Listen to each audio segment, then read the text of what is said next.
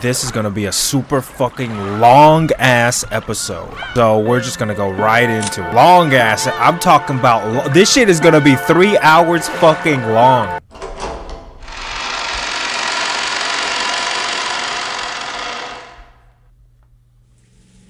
We're getting so close to finishing. Oh shit, damn bitch, the music that tense? Getting so close to finishing this shit, man. So fucking close. About to be halfway through UMINEKO, man. It goes without saying, but since the time she was born, Jessica was raised in this mansion.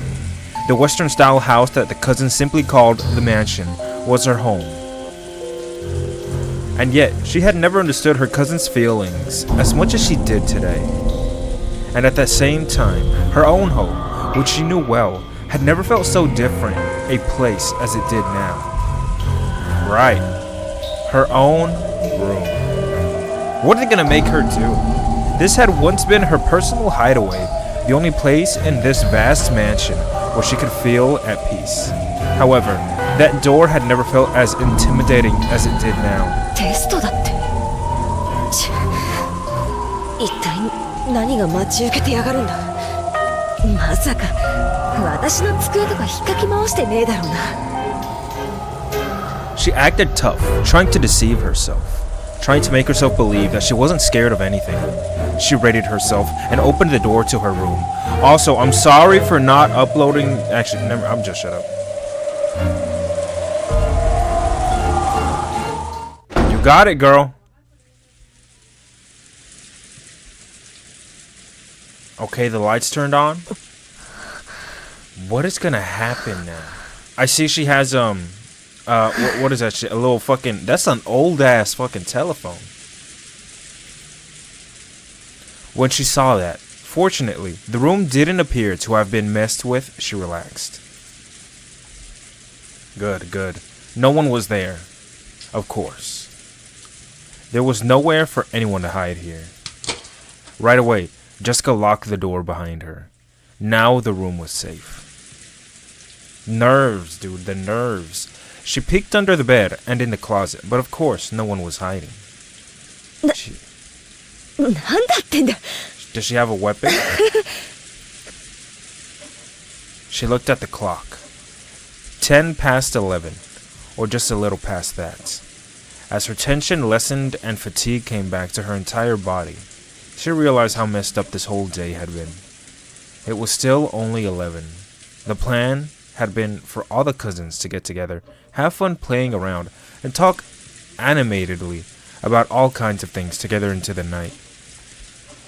Normally, we would have been doing that kind of thing at this very moment. Why has that turned into this?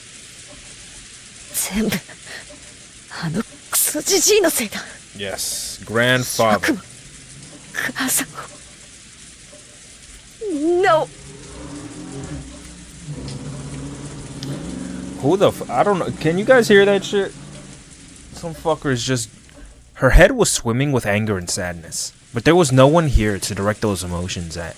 Because of the lock, this room's security was guaranteed. Remembering that one more time, Jessica somehow regained her calm. If it keeps up like this and nothing happens, Jessica thought that she would like to go out to the dining hall and see her mother's last face. Even though Golda had emphasized so strongly that it was gruesome and that she definitely shouldn't look at it. Even so, she wanted to see her mother's face one final time. But they had been warned repeatedly that doing anything stupid would put the hostages in danger. Could it be that locking the door was also against the rules? If I close myself up in here, I alone might be saved. But if I don't open it, it will surely be against the rules. And Dad, Kanon-kun, Shannon, Auntie Kirie, and Dr. Nanjo will be killed. There's no way the scales balance between 5 lines and my own one life. Jessica tightly shut her eyes, resisting the other part of herself which said, "Isn't it alright as long as I survive?" Headed to the door and made to unlock it. Oh shit, just then. Clap, clap, clap. A crisp applause rang out, making Jessica's heart leap. 鍵をかけたままならルール違反ということになり人質たちにも危害が及ぶかもしれません。Really? しかしそれでも自分の命だけはしかしあなたはその誘惑に耐え自ら鍵を開けようとした。そのあなたの勇気は称賛に値しますよ。No, this is our first time seeing him, right? I, the owner of this room, had searched to make sure that there was nowhere any human could have been hiding. When had this? Man. There was nowhere for a human to hide. But could something that wasn't human have managed it? Maybe... I don't know, maybe he... fucking... whatever. I was pretty sure this was my first meeting with this largely built, middle-aged man. I did not recognize this guy, who looked like a butler and bore the seal of the one-winged eagle. はじめまして、ジェシカ様。Oh, Sama. 私は親方様より家具頭を任されております。 The 27th of 72柱の27位、ロの上と申します。ロの上、郡司さん。ああ、源氏は私の弟のような存在、あるいはこの世界における私の正しい姿だったのかもしれません。 Okay, I'm just gonna assume that he's kinda just talking and not actually being serious when... What is this supposed to mean? より白だったと言っても良いでしょう。 What? 何を言ってんだこいつ。 I have no idea, Jessica. I'm with you. I'm a little confused. Is he being serious when he says that? 人間には話しても理解できぬ話。それでは本題に移りましょう。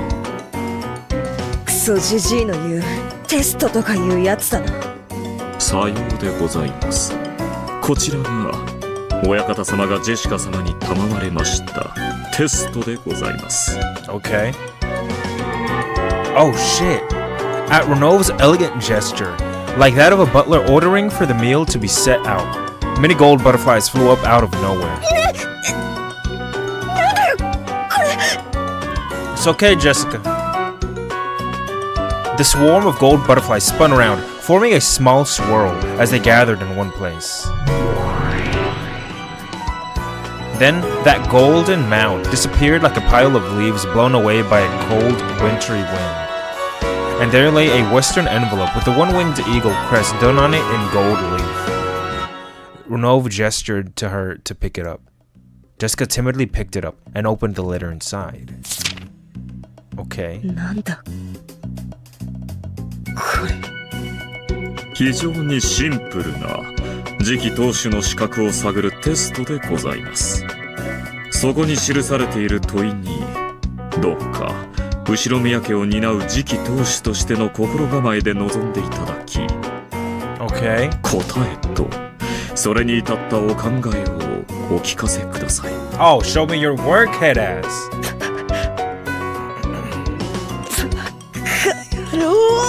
I'm gonna assume it's the epitaph, right? Shaking, Jessica looked back and forth between the paper and Renault's face several times. Okay. Meanwhile, are we gonna see... Okay, my boy. At that time, George, who had been called out after Jessica, could be seen in the arbor of the rose garden. He had been planning to give Shannon the ring that would be proof of their engagement here, tonight, at this time, if things had gone normal. But the woman in front of George was not Shannon. 読みなさい。 This bitch. それがゴールドスミスからあなたに与えられるテストね。 She's hot, man. I love her voice. George picked up the western envelope on the table where he had once drunk tea with Shannon and read its contents. Perhaps its message was short. After a single glance at it, George's eyes grew sharp. なんだいこれは。見ての通りよ。それがあなたに与えられる次期当主の資格を探るテスト。次期当主としての資格を自らに問いながら、その問いに答えなさい。なんてバカな問題だ。 Oh, that's the そ question? うね、本当にバカなもんだね。ならゴールドスミスにとっての後宮家の家督なんてその程度のものなんじゃない？ That's the question. George lowered his eyes to the surface of the letter once again and examined its contents. George and Jessica. While the tests given to them were slightly different, they were almost exactly the same. 以下に掲げる3つのうち2つを得るために1つを生贄に捧げよう。簡単な3択じゃない？どれを見殺しに選ぶか自ら決めなさい。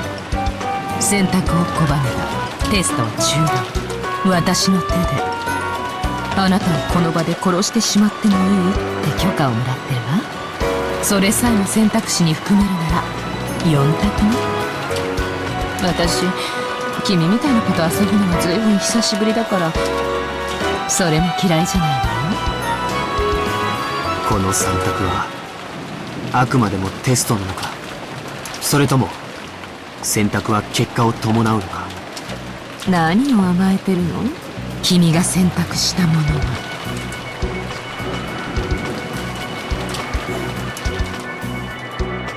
Among the 3 mentioned below, in order to gain 2, sacrifice 1. 1, your life. 2, Shannon's life. 3, everyone else's life.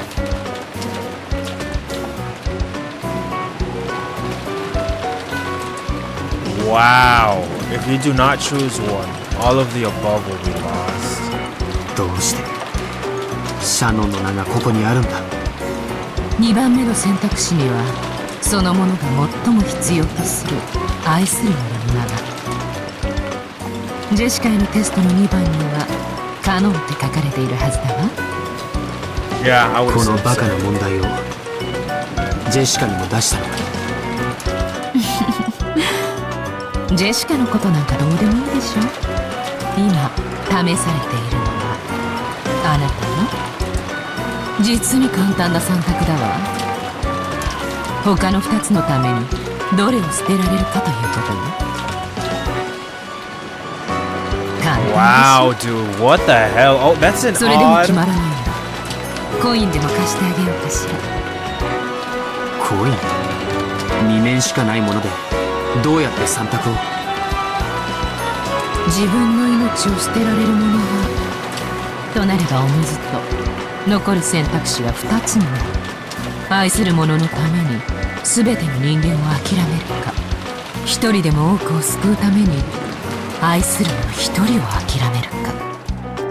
どっちにももっともらしい大義名分がつけられるわ。だって今やこの六軒島は悪魔の島ですもの。人間の世界に甘ったるい馴れ合いなんて必要ないの。誰も責めないわ。あなたの心の赴くままに。後宮家の家督を継ぐにふさわしい資格が自らにあるかを問いながら。いいえ、自らが後宮家当主であると思って選択なさい。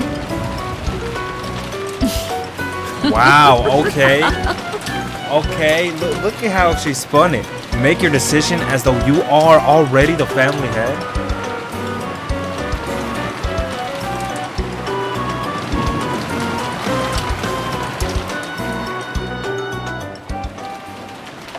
I wonder what battle is. 何しやがって。 Jessica crumpled the letter up and threw it on the floor. お怒りはごもっともと思いますよ。私も非常にお気の毒で、それでいて実に滑稽な出題だと思います。Look at him. 自分から死にたいと願う人間なんているもんか。そして愛する人の命を見捨てて生き残りたいと思う人間なんているもんか。 Oh, you said that, girl. そして自分たちだけ良ければ他の人間全てを見殺しにできる人間なんて。いいえ、ジェシカさん、いても良いのでございますよ。ここは六軒島、悪魔の島。今や人間の世界から完全に切り取られ、魔界にどっぷりチーズホイルのように沈んでいます。It's fun, dude. Is that true? Are we fully into the magic shit now? Because if so, it's very fucking funny how at the very fucking end of the questions. 人の世の価値観など次の燃えないゴミの日に出してしまいますと。Okay. The very end of the question arcs. The fucking island is it's fully magical now? ジェシカ様が心より欲するものを順にお選びください。その結果、残ったものがこの狂った今宵にふさわしきジェシカ様の回答となりましょう。ふざけるな！こんなのどれも選べるものかよ！いずれも選ばねば上記の全てを失う立派な第四の選択肢でございます。それを選ばれるのもまた一興でございましょう。ただそれを選び結局自らの命を落とされるなら潔く一番の自分の命を選ぶ。他の二つを救われた方が賢明かと思いますよ。全てはジェシカ様の選択に委ねられます。どうぞ後ろ宮家の後継ぎにふさわしい回答とその信念をお聞かせくださいませ。 Oh man. Dude, what is happening with my boy though? 血を引きし末裔にふさわしき素晴らしい回答を心より期待いたしております。くしょ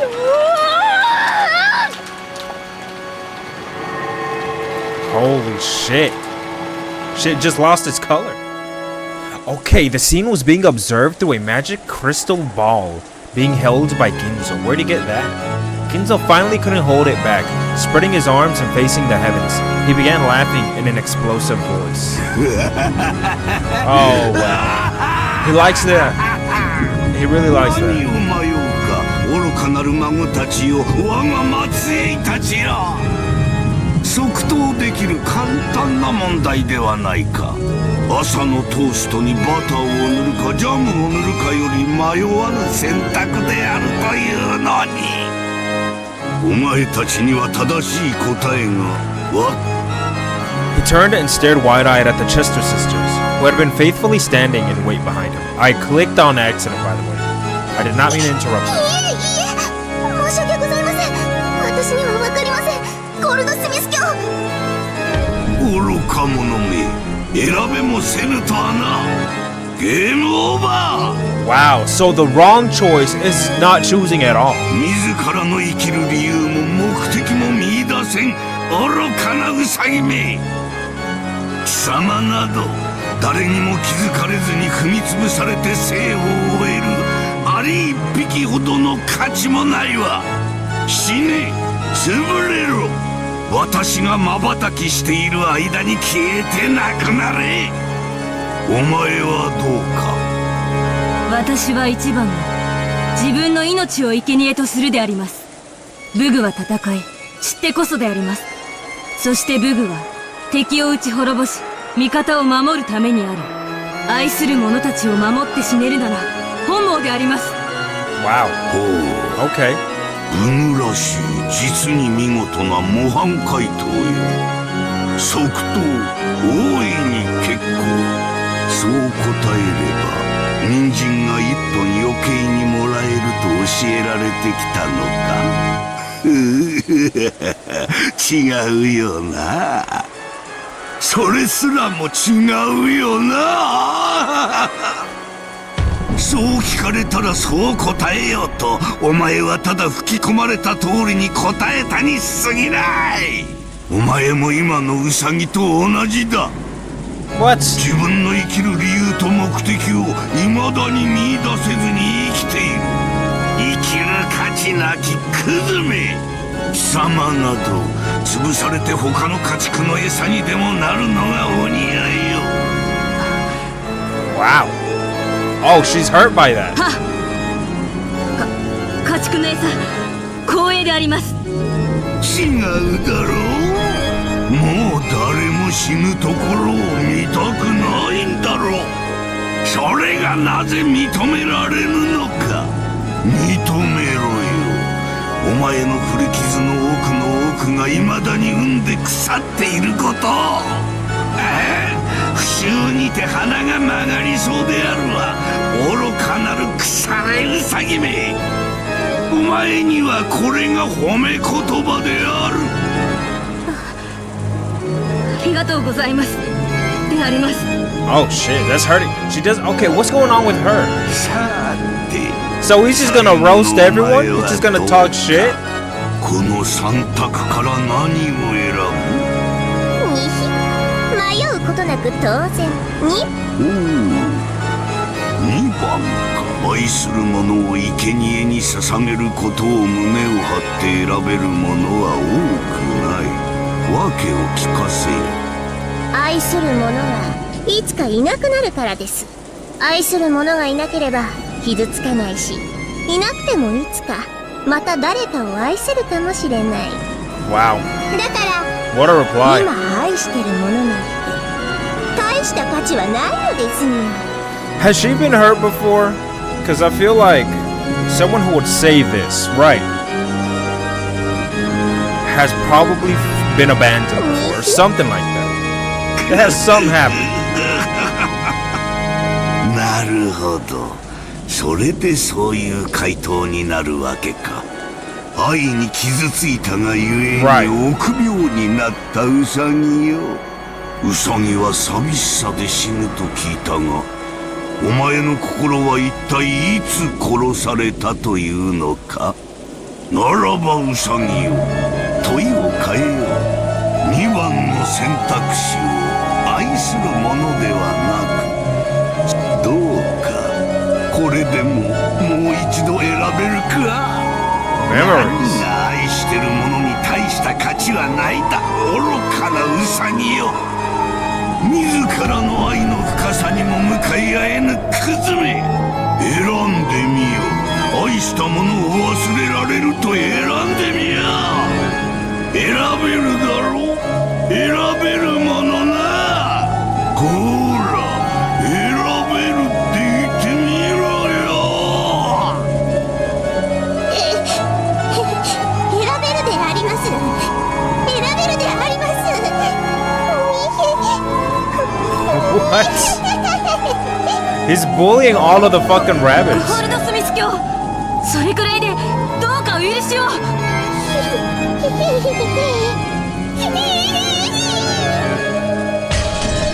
もうよいわ、クズウサギどもめ。お前たちはワルギリアのところへ行き、地下牢の見張りを手伝うのだ。消えよ。 He's so mean. The Chester sisters, their old emotional wounds gouged, disappeared as though running away. After that, even though there was no one left to hear him, Ginzo continued talking as though continuing a play. と、このように愉快なテストなわけだ。 So he really is crazy as 実の shit. ところを言えば、これが正解という選択肢はない。むしろどの答えであろうともよどみなく素早く、そして確固たる信念と揺るがぬ強き自らの意志で選べるかどうか。その理由と意志の方が重要なのだ。私はそれを知りたいのだよ。ああ、我が末裔たちよ。お前たちはどのような答えを見せてくれるのか、実に楽しみだ。I fucking knew it. He doesn't care about what they will choose. He just cares about some other shit. 私か。もちろん同じ問いを突きつけられたことがあったとも。その悪魔の問いに見事答えたからこそ、私は黄金と名誉とあの魔女を我が物とすることができたのだよ。Oh, so we chose the third option. 私が選んだ答えはどれか言うまでもないよな。なあ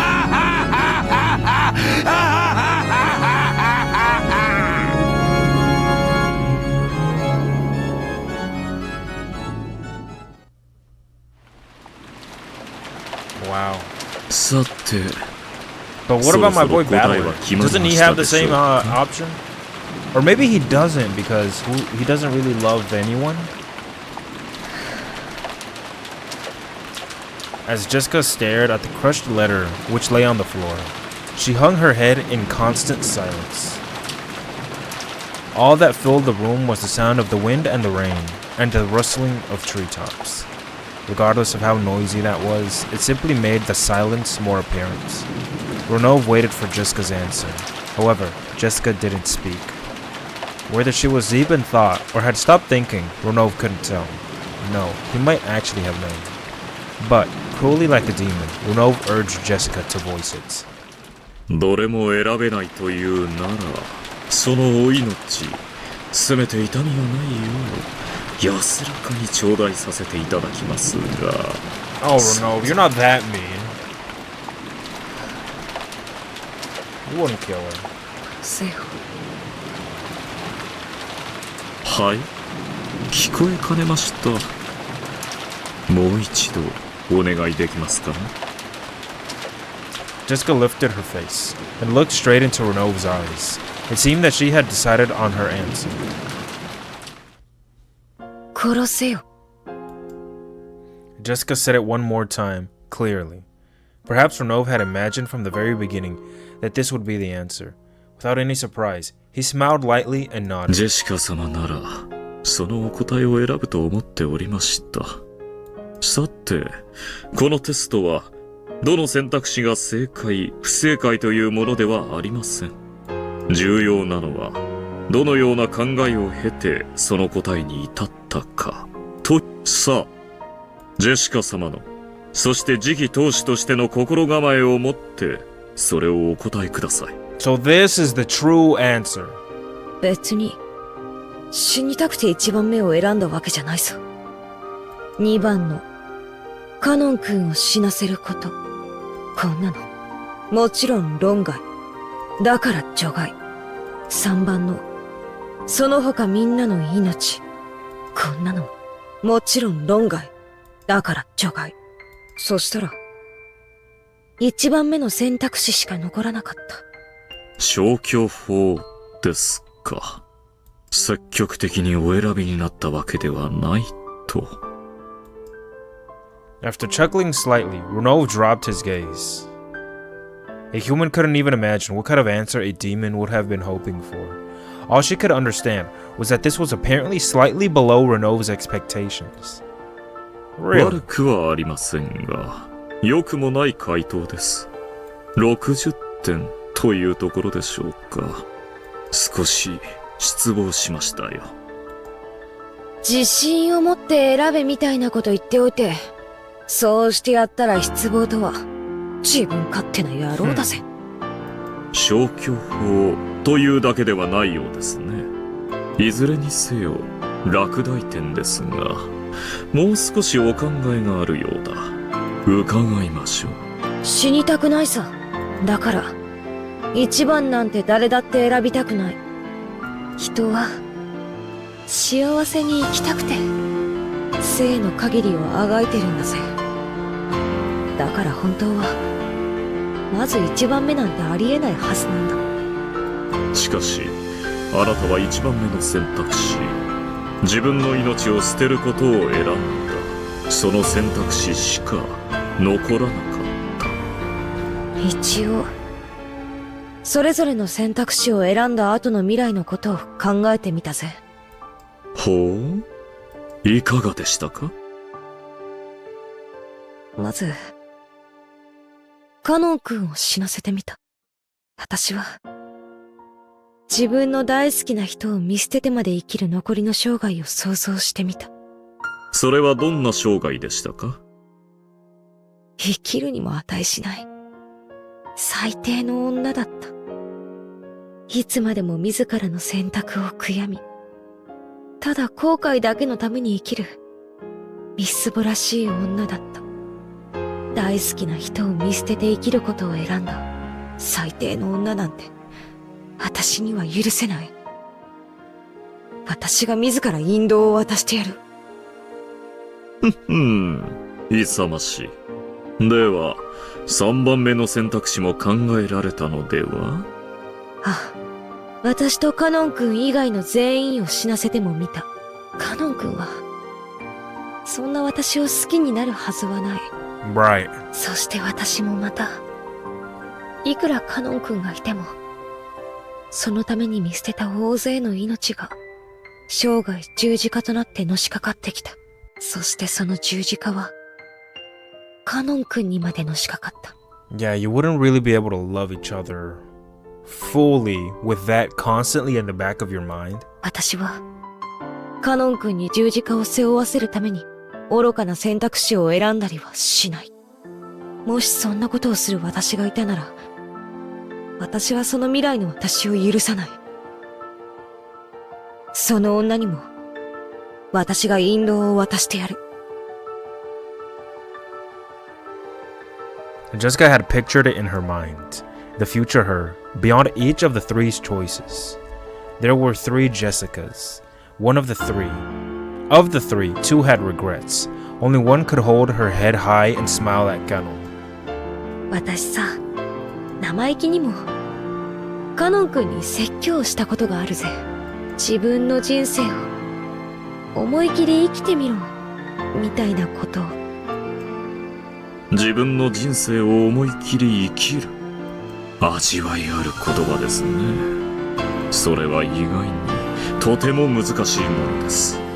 だからさ、私が胸を張ってカノン君に見せなきゃならないんだよ。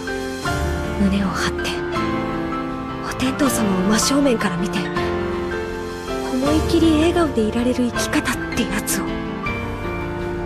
あなたの自己犠牲をカノンは受け入れられるでしょうか。あなたの身勝手な選択が余計に彼を傷つけてしまうことには。だから伝言を頼みたい。ほう、お聞きはしますが、何しろ私は悪魔です。約束は守らないかもしれませんよ。Oh, Renov, you won't do that. I know you won't. 守って。 I hope not anyways. 約束。Jessica spoke that, looking quite unconcerned. She had asked the demon who was about to take her life to pass on a message, and she wasn't thinking for a moment that she would be betrayed. At that extremely innocent smile, Renov closed his eyes lightly and shrugged his shoulders. いいでしょう。それで I fucking knew it. I fucking knew it. He has some integrity. 彼に Some. 何と伝えればよろしいですか？ That he's not カノン furniture? 君の思いっきりの人生を生きて。ちょっと違う。カノン君のじゃない。本当の名前は未だに教えてもらえないけど、本当のカノン君の人生を思いっきり生きて。Yes. Yes, we still don't know his fucking real そう伝え name. て。お嬢様。Oh, Ganon, you fucking idiot. You could have been at least like Shannon a little bit. Learn to love. ジェシカ、 Too お前と fucking いう late やつは。 now. Oh, what is Kraus gonna think? 炉の上は気まぐれですから、伝言をしなかった可能性もありました。幸運でしたね。私がこの光景を見せていて。A musty, 3-sided mirror will sit beyond the bars, and the scene with Jessica was reflected on it. On the next mirror, the scene with George was reflected in the same way. None of them questioned how a 3-sided mirror had appeared from a group of butterflies, or why Jessica and George were reflected on it, because the reflected sights themselves were more important. そこまで。こいつのために命をも投げ出せるというのか。Oh, I mean, would that piss Kraus off? Because he's losing his daughter. Because she loves him. 申し訳ありません。 Would he start hating Ganon? I feel like he might. Kraus looked at Ganon with a complicated expression that had an awkward smile mixed in. Yes, Ganon couldn't meet his eyes. ワルギリア様、お嬢様が命を落とされることはありません。僕を殺してください。2番目の選択肢に変えてください。すべては丸く収まるはずです。その願いを私に叶えることはできませんよ。これはジェシカの選んだ自らの選択なのですから。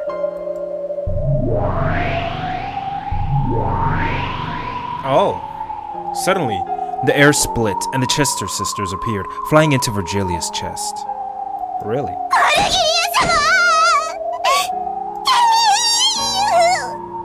ひどいんです、ひどいんです。コールラスミス教がひどいんです。私だって頑張ってるのであります。潰して家畜の餌とかあんまりであります。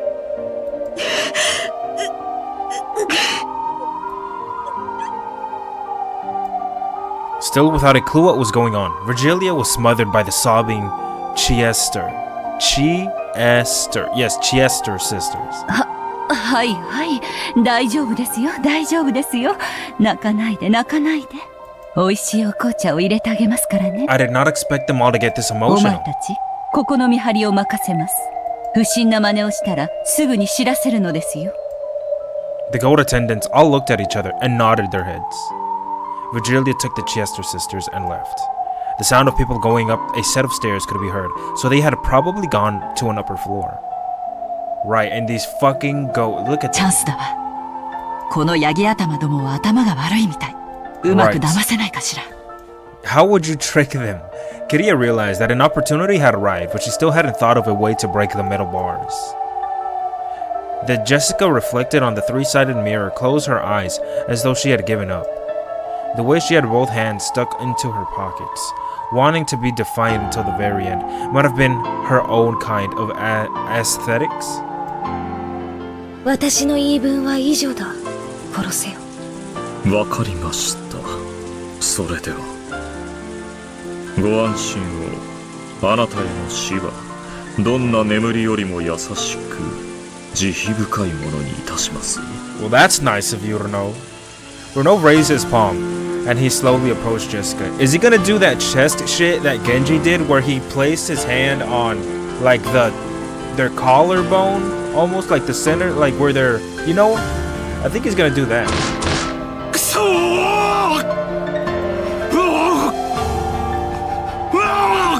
Oh no. Realizing that his daughter would be killed, Kraus repeatedly body slammed the metal bars, going half mad. The goats looked like they were sneering at how a mere human didn't stand a chance at breaking those bars. And true, Kraus's pointless effort might have been comical. But Kraus was giving it everything he had. As Jessica's father, he was living in that moment with everything he had, so that he could save her. I mean, man, this is just sad, dude. A parent seeing their own kid die in front of them. That's not right. Cannon made tight fists with both hands.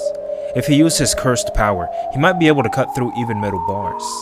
But there were a full 3 goats. There was no way he could defeat 3 of them in an instant.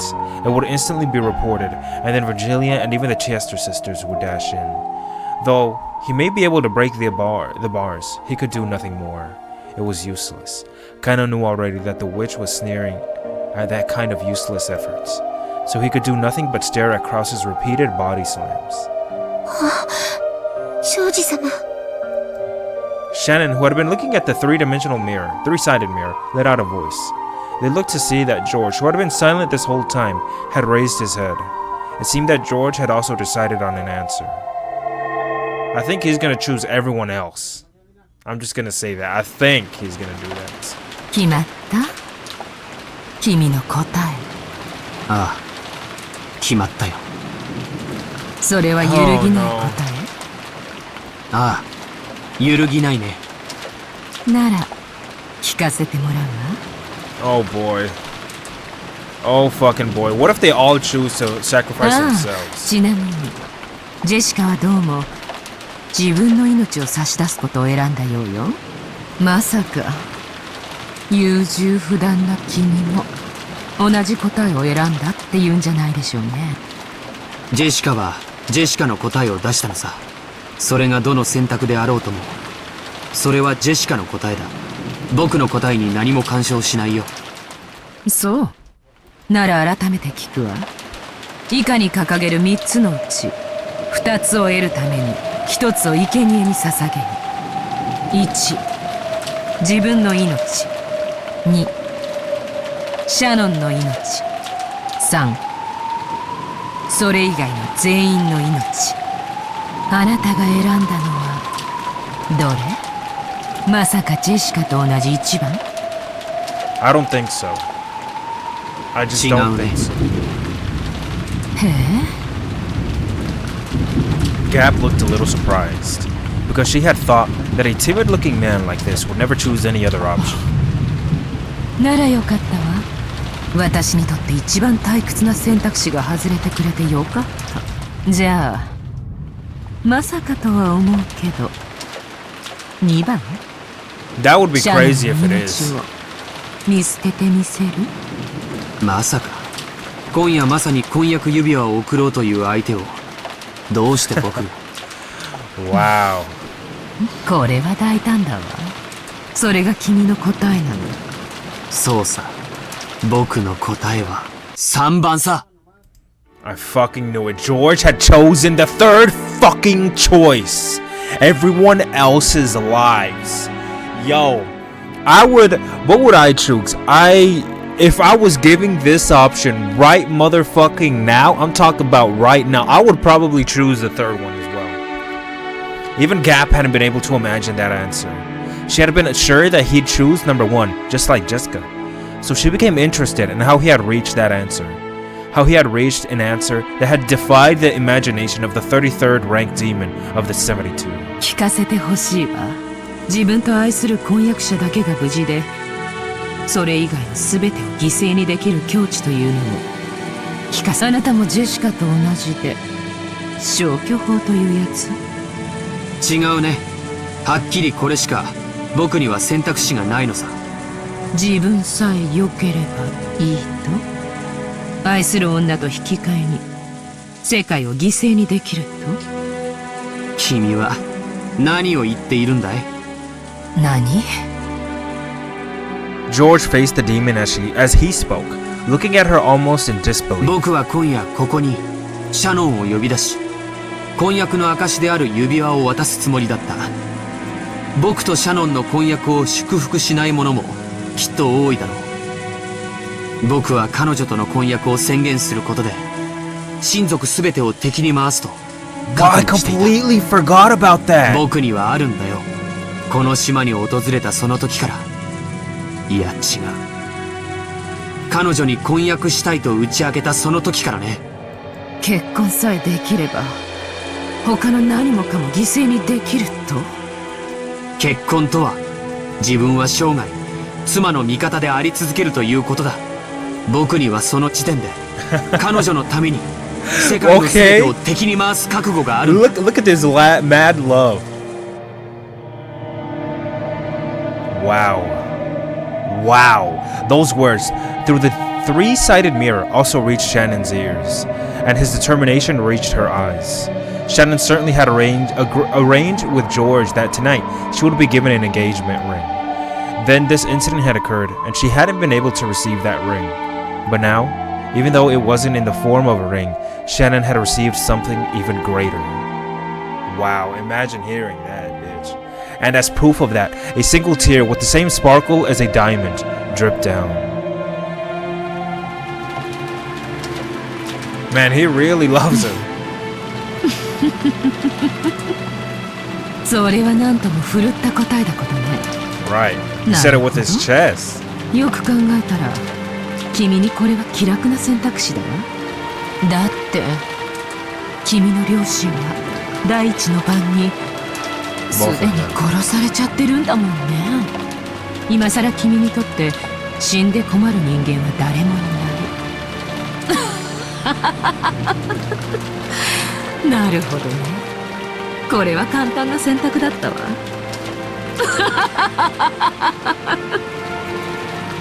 何とでも言うがいい。これが僕の、そして僕の次期当主としての覚悟と選択だ。 Oh, he's claiming it already? The sparkle in George's eyes was brilliant and sharp. For just an instant, Gap felt the same sense of intimidation that Ginzo exuded and was slightly overpowered. なるほど。ゴールドスミスと同じ答え。君もあどけなさそうな顔して。将来はとんだ悪になるわけね。なんだ。私たちとてもうまくやれそうじゃない。君がゴールドスミスの後を継ぐ。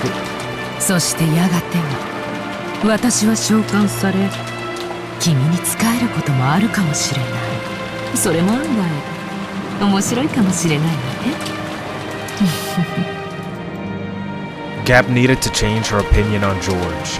This man bore a determination and resolve unimaginable from his outward appearance, and had not adopted that just now, but had persisted since the very beginning. 僕には今すぐ当主を継承する覚悟がある。いや違うね。君はこのテストを当主として考えろと言った。だから僕は自分が当主であると前提して答えたんだ。いやそれすら違う。当主そのものとして考えた。僕は今後ろ宮家の当主なんだ。 Look at him claiming that shit. My boy George, big balls. 見事だわ。そこまで言えるなんてね。君はどうやらかなりの大物だわ。バトラとマリアのテストはまだだけど、私は君が合格でいい気がする。 Yes, why haven't we seen their test? でもその答えがかけねなしの本当のものならね。僕の覚悟を疑。君が選んだ選択肢を実行できる？今すぐ自らの手でこの島に存在する全ての命を生贄に捧げることができる。自らの手でよ。できるね。その覚悟はあると僕は何度も言っている。 Damn, look at my... I've never seen that face on him.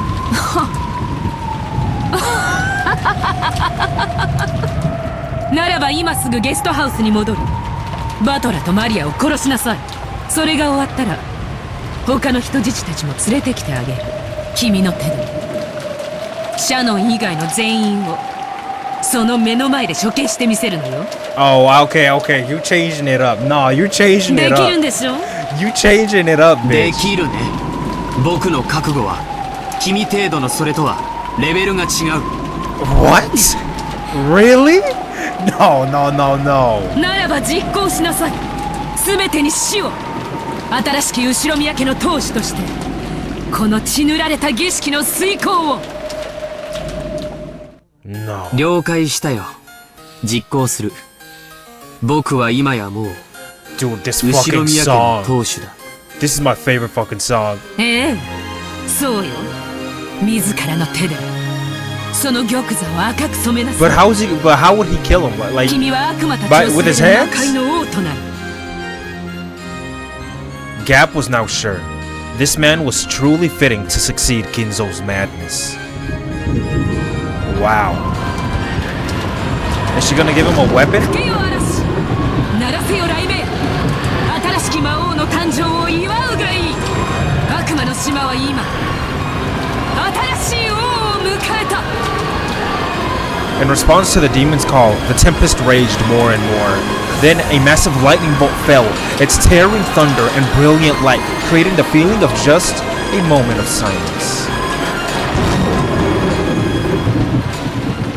Dude, this is my favorite. Oh my god, I love this song so fucking much. その殺害の順番だけど僕が決めていいわけだよね。どうぞご自由に。新しき六軒島の魔王陛下、あなたの御心の赴くままに。とりあえずさ、その1番目が君になるわけだけどいいかな。 Oh? え？ Answer? It's the name of the song. A gust of wind blew, stirring up George's jacket as though it was a cloak. It was very much like the cloak worn by the head. Look at them, how they're painting him. It definitely gave the same impression of grandeur.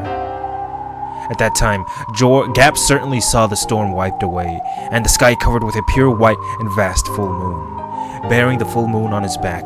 The man who called himself the new head sneered at the demon. 後宮家親族の全ての命さえも今や僕の財産だ。それに損害を出してくれた賠償、安くは済まないよ。 Okay.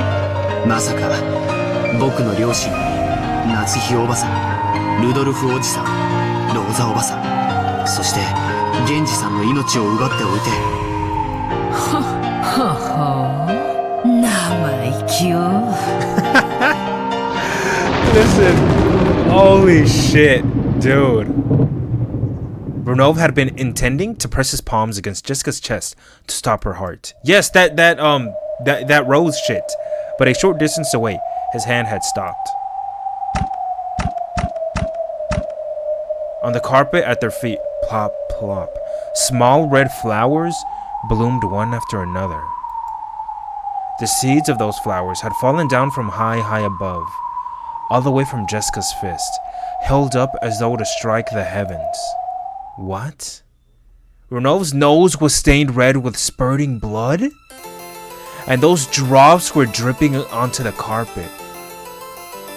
ちなみにさっきのは乙女としての回答、次期当主としての回答は別だぜ。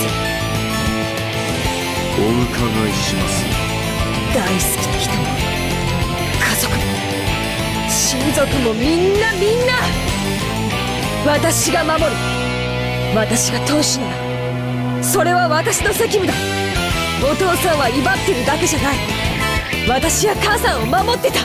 後宮家を受け継ぐ重圧ってやつと何十年も戦ってた。だからわかるぜ、次期当主ってのはな。だからさ、捨てられるんだよ、自分の命くらい。 Jessica knew. She knew that her father, in order to protect his family, was even now bluffing and fighting in a solitary fight. Jessica understood something that his back had been telling her. Another left straight was buried into Renault's face. A left straight, okay. That mighty strike wasn't due just to the brass knuckles she was using. No fucking way. It was a strike of a person, a family head, who could throw away everything in order to protect. 父さんが次期当主の資格を失ったなら、順当に次の当主は私が継承するぜ。後宮家当主、後宮ジェシカ。Look at her face. これ以上好きにさせるほどふぬけちゃいねえぜ。 Oh, I love her. So my boy all bloodied the fuck up, hemorrhaging from the fucking face. その回答に10点プラス見事な左ストレート10ってことはあと20点プラスで100点満点だな。 Oh, she keeps throwing hands. Bruno backflipped. Who is he? Leon? Away from her and violently wiped away the blood pouring from his nose. It had become not blood but petals of a red rose. The blood on his face was wiped off, and in its place was a grin from a great delight, which he had last felt so many centuries ago that he could no longer remember just how long it had been. ジェシカ様の覚悟満点に値するかどうかこの炉の上試させていただきます。 Is he gonna fight her? うせえぜ、かかってきやがれ。 Fuck him up, girl! Yo, she has brass knuckles, that's crazy. So they both chose to fucking fight. Beneath George's feet, a pitch black pit suddenly opened its mouth wide. Of course, George had no way of resisting. After being swallowed up by it, George fell out of a pitch black hole that had opened up in the ceiling of the arbor. What? As George fell down, he was hit sharply in the gut like a precision beast strike by a reversed roundhouse kick from a stiletto heel. Ow! Look at her. Launched out of the arbor, the instant George thought that he was about to be swallowed up by a rose bush. Another pitch black hole opened there and swallowed George up.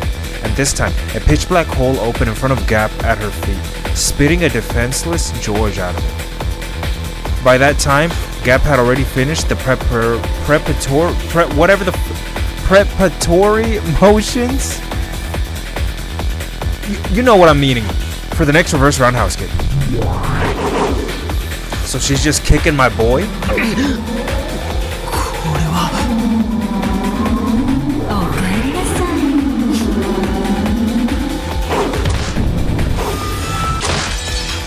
Oh. Right side of the head. Ow. Below the right armpit. Side of the right knee.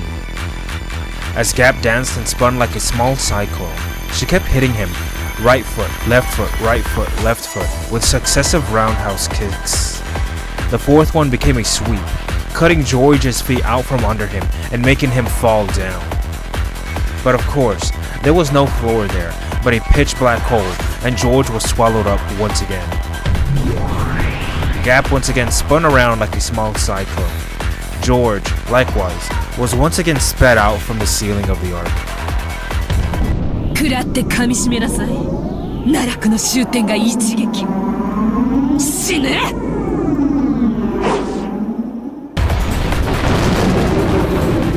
She's not gonna kill him. He caught the kick. I know it. He caught it, and then he's gonna fucking... The sharp strike of the queen bee pierced the heavens like a rising cyclone. It kicked through George's abdomen as he fell from the ceiling. And then, time froze. George was pinned in midair by Gap's raised leg.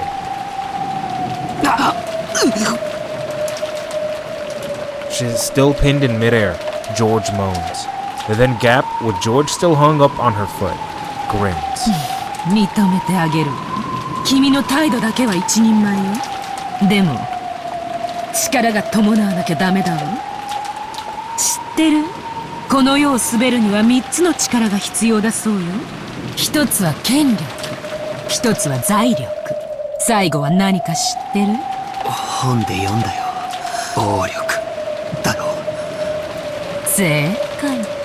君にはそれが足りないわ。Gap finally released George by kicking him upward one more time, adding in another roundhouse kick and smashing him into a pillar. Oh, is he dead? Power 権力を伴わない王者にも、財力を伴わない王者にも、そして暴力を伴わない王者にも、金蔵はその3つを兼ね備えたわ。だからこそ、暴君として君臨した。What force does he have? 君も金蔵の後継者を名乗るならば、その貫禄を見せてごらんなさい。ほら、いつまで寝ているの？立ちなさい。じゃないとまた落ちるわよ。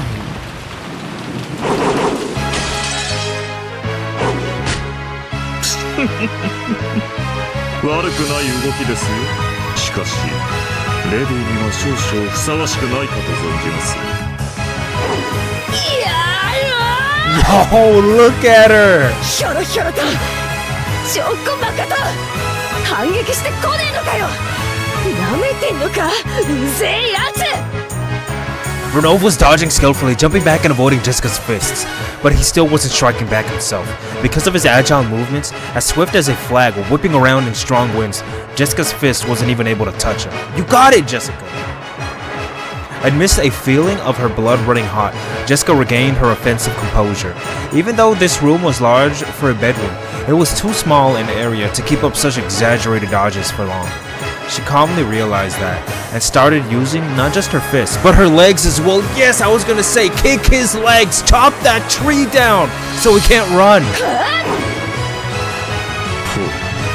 Twist into it, girl. ボクシングは腕でやるだけのうちは堪能です。腕は熱く吠えたける獅子のように、そして足は冷たく獲物を狙って追い詰める蛇のように。 Yes, that's where you get your power from, the legs. The floor, bitch. I like that face she's making.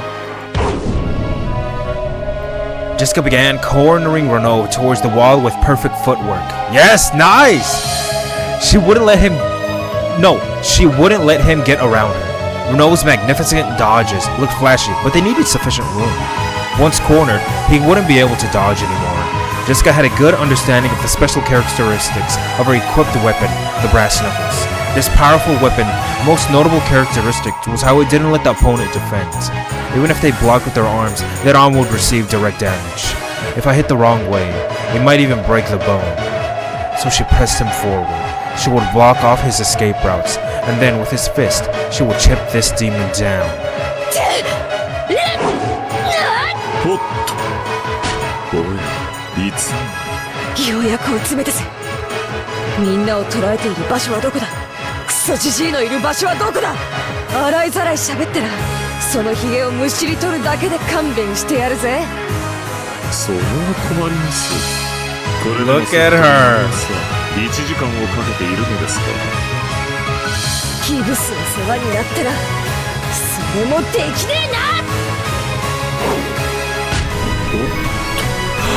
What happened? Renov had blocked Jessica's lunged fist with his arm. He tried to act tough. He tried to act as though it was no big deal, but it must have hurt a lot. Look at that. Jessica grins. Renov smiled the same way, but twitched slightly. なるほど。これは確かに痛いですね。最終勧告。泣いて詫びろ。それはできませんね。Wow. キャラが崩れます。なら、お前が崩れ落ちるといいぜ。Hit him in the liver, girl. ブルベ打ちだ。 Shovel hook his ass. Jessica's iron fists were pounded into Renov, but Jessica was startled. The impact felt wrong, and there was the sound of breaking glass. At a glance, it looked like Renov had caught Jessica's fist with his palm. That wasn't quite true. When Renov opened his hand, a faint purple glowing barrier like a glass shield appeared there, stopping the attack by a hair's breadth. No way. That's not fair. Pulling herself together, Jessica struck out with her fists again, but with truly magnificent movements. Renov caught all of it. 悪魔ですので、この程度の魔法くらいは。それにしてもなかなかやりますね。人間だったら私はここで降参だったでしょう。 Oh fuck, that's not fair. まだ戦い続けることができる。How's she gonna fight that? おかしな真似を。それで終わりですか。攻撃を繰り出すばかりでご自身の防御がおろそかではありませんか。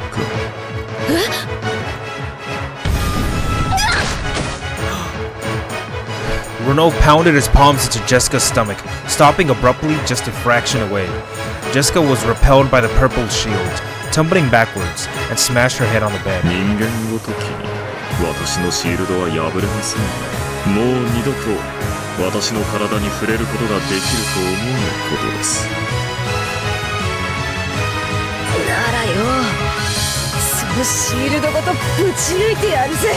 Could you do? Oh my, dude, if she does that. その根性。なるほど。次期当主として実にふさわしい。もう少しお相手させていただきましょうかね。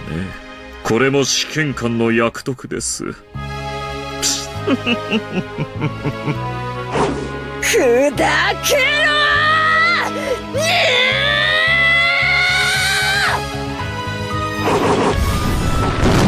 She's a fucking badass. Also, I think it's funny how she's the one fighting, and George is the one getting his ass beat. Gap looked down on George, sneering. He was lying face down in a puddle on the rose garden path. The merciless rain beat down on him so that it looked as though even the heavens were mocking him. Also, the choices. She chose to sacrifice her own life, and he chose to sacrifice everyone else's life, but she's the one fighting with such ferocity. 立ちなさい。また落ちるわよ。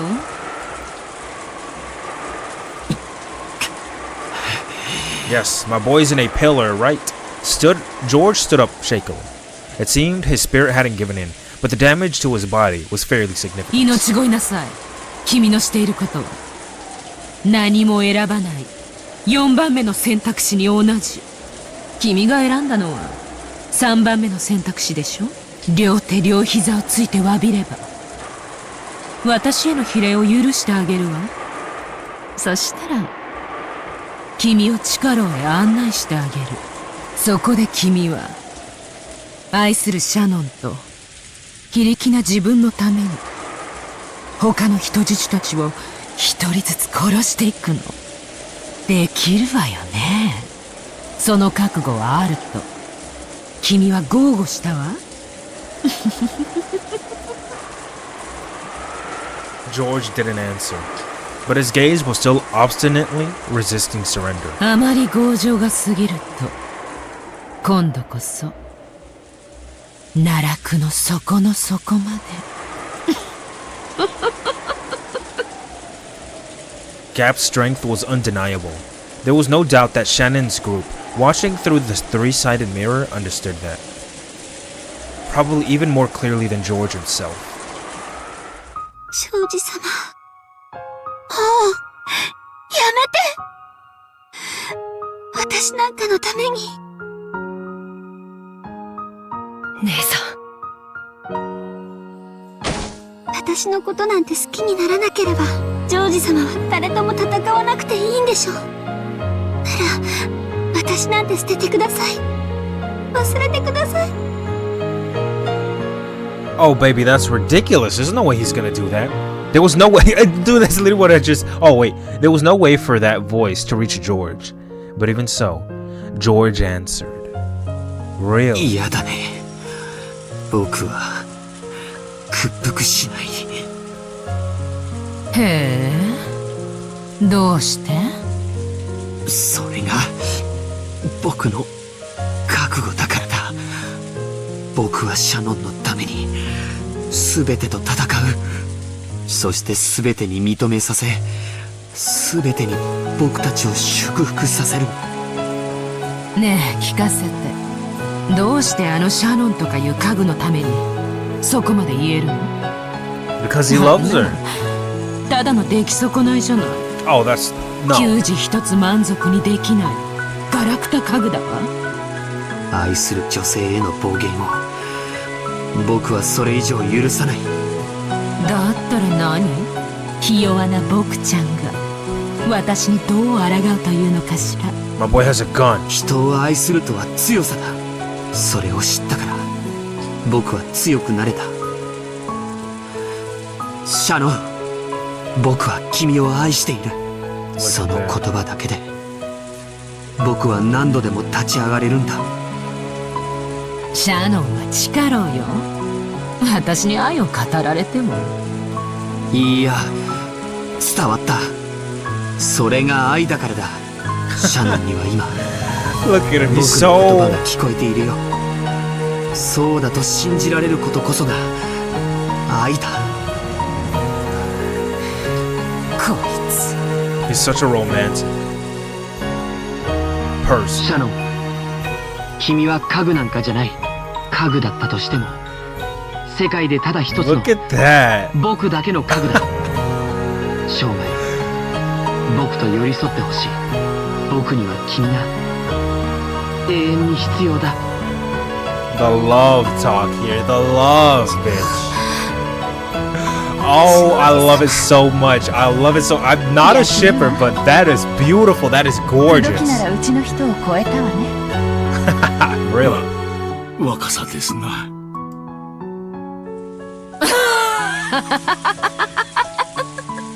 Getting everyone jealous. 愛が強さなら坊やはどうしてそんなにひ弱なの？その弱さがつまり君の愛の程度なわけね。婚約者への愛もひ弱。両親のあっけない死に様もひ弱。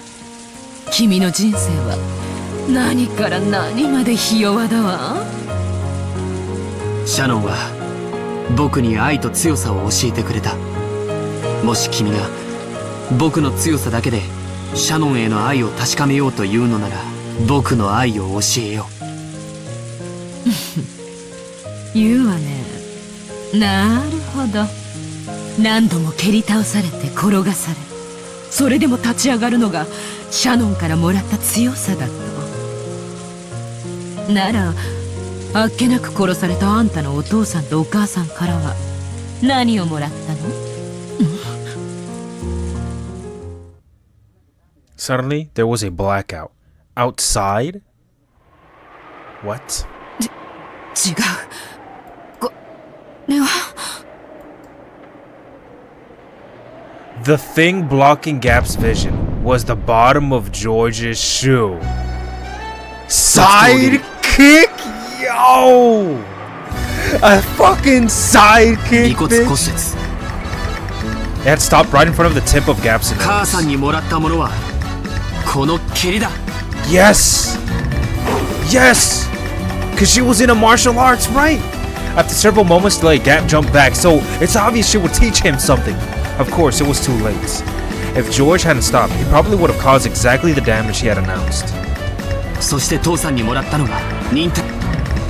Oh fuck, anger with a low boiling point isn't something to be truly feared. True anger is cultivated through patience. 君の暴力的意思表示は理解した。また婚約者と両親への名誉毀損も理解した。そしてそれを撤回する気がないんだね。こい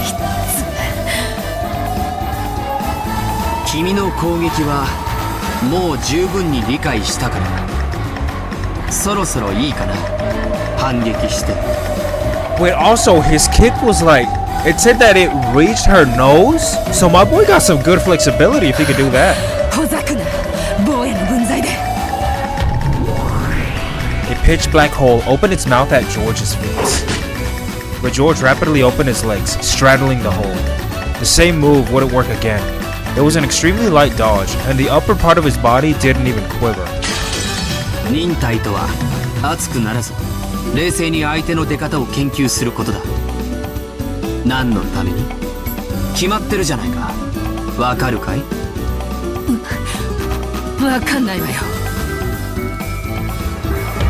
反撃してきっちり借りを返し、二度とちょっかいを出したくないと思わせ、涙と鼻水で顔面をぐちゃぐちゃにして、それを拭うのを忘れて、額を地面にこすりつけて、何度も謝りたくなるほどに完膚なきまでに叩きのめすためだよ。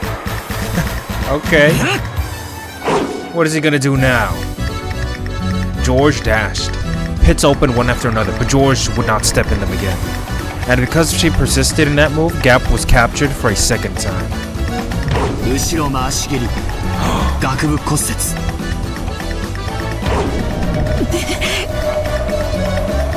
It was stretched out more forcefully and beautifully than Gap's had been. Of course, while it centered directly on Gap's face, it stopped a hair's breadth away. Perhaps she couldn't rely on pitfalls at this close range. Gap kicked at George's shins as a diversion. George's shins! And in the instant of weakness when he tried to deal with that, she aimed a kick at his stomach. Catch it, my boy! It was a bee-like stab by her stiletto heel, but it sliced through the air where George was no longer. 上段かかと落とし。 Axe kick! 鎖骨骨折。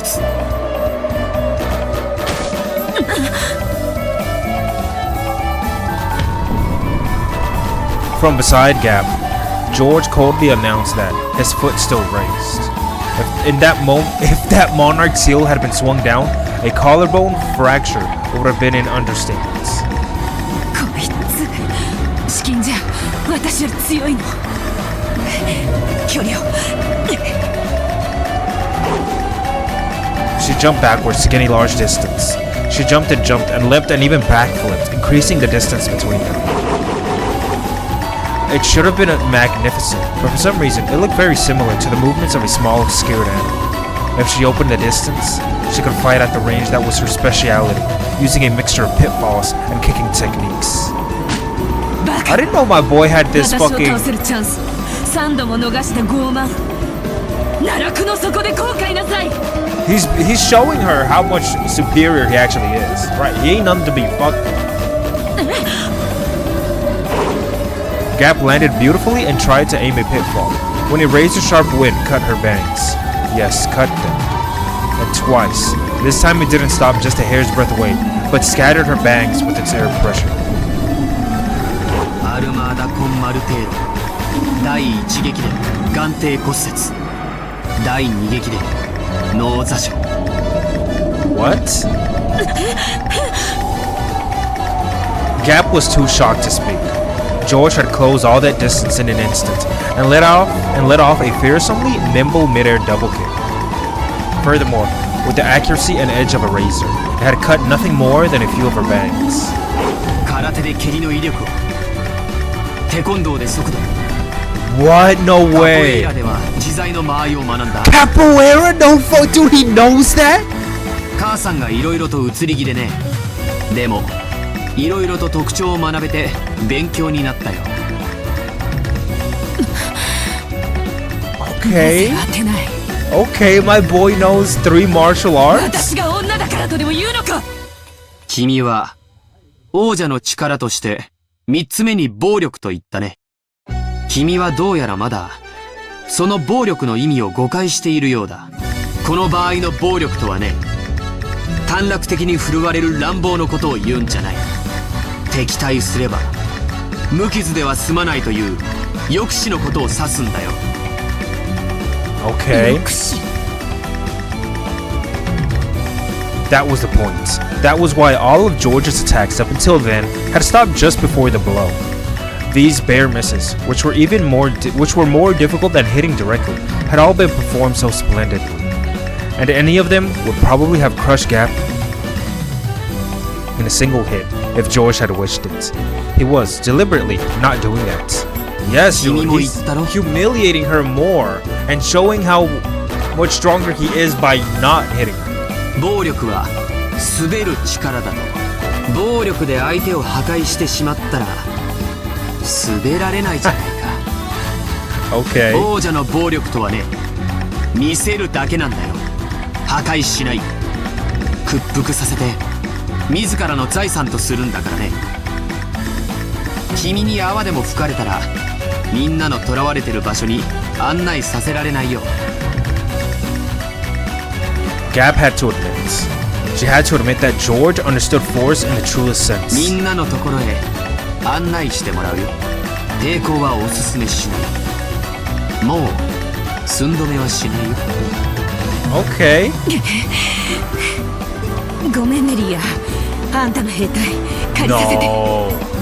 私一人 Girl. じゃ手に負えないわこいつ。 No, you're not. Oh, man. Don't humiliate yourself like that. Okay, never mind. She did it. As a large pitch black hole opened in the sky. Thunk, thunk, thunk. 3 muscular gold attendants filled out. So wait, nobody's attending. So they're completely alone over there at the in the cell. They surrounded George. 増援会？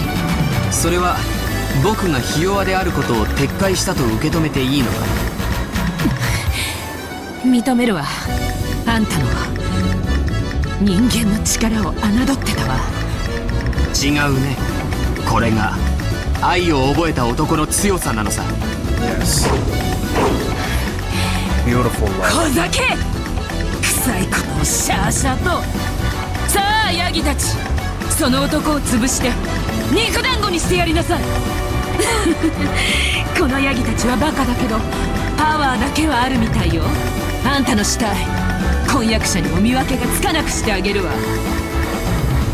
降伏拒否並びに継戦の意思了解したよ。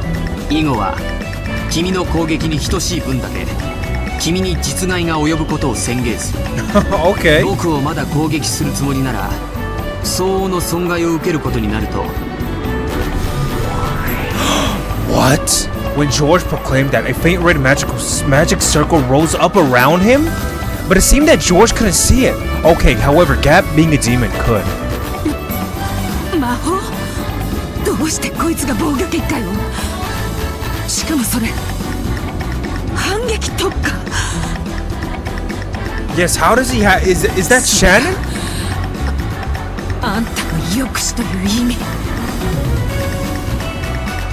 From a demon's perspective, that might have been magic. But in George's eyes, it was determination. It was absolute determination that would show no mercy to anyone who wished for further fighting, and force them to prepare for a significant counterattack. Absolute determination becomes magic. Look at that. Oh yes, I forgot about that. Renov had been accurately blocking Jessica's fists with a shield. but something felt odd. Even though he was certainly stopping the blows with the shield, he felt his arm beginning to strain and ache. All physical damage should have been shut off. However, the damage from her fist was gradually being transmitted to his arm and was accumulating. Bruno acted like he was composed so that this wouldn't be noticed. 私はバテねえぜ。どうしたよおっさん。ちっとは答えてきたかよ。いくら攻撃しようとも無駄ですよ。私のシールドはあなたには砕けないと。砕けないからってよ。殴るのをやめはしないぜ。どんな固い心にだって言葉はわずかずつ響き、やがてはひびを入れることだってできるんだ。私は信じてる。この世に無駄な努力なんて存在しないってな。だから生きるんだろ、思いっきり。言葉だっていつか通じるなら拳だって同じってことだぜ。私の辞書には諦めるって文字は書いちゃいねえんだぜ。 That's what's up. I love that.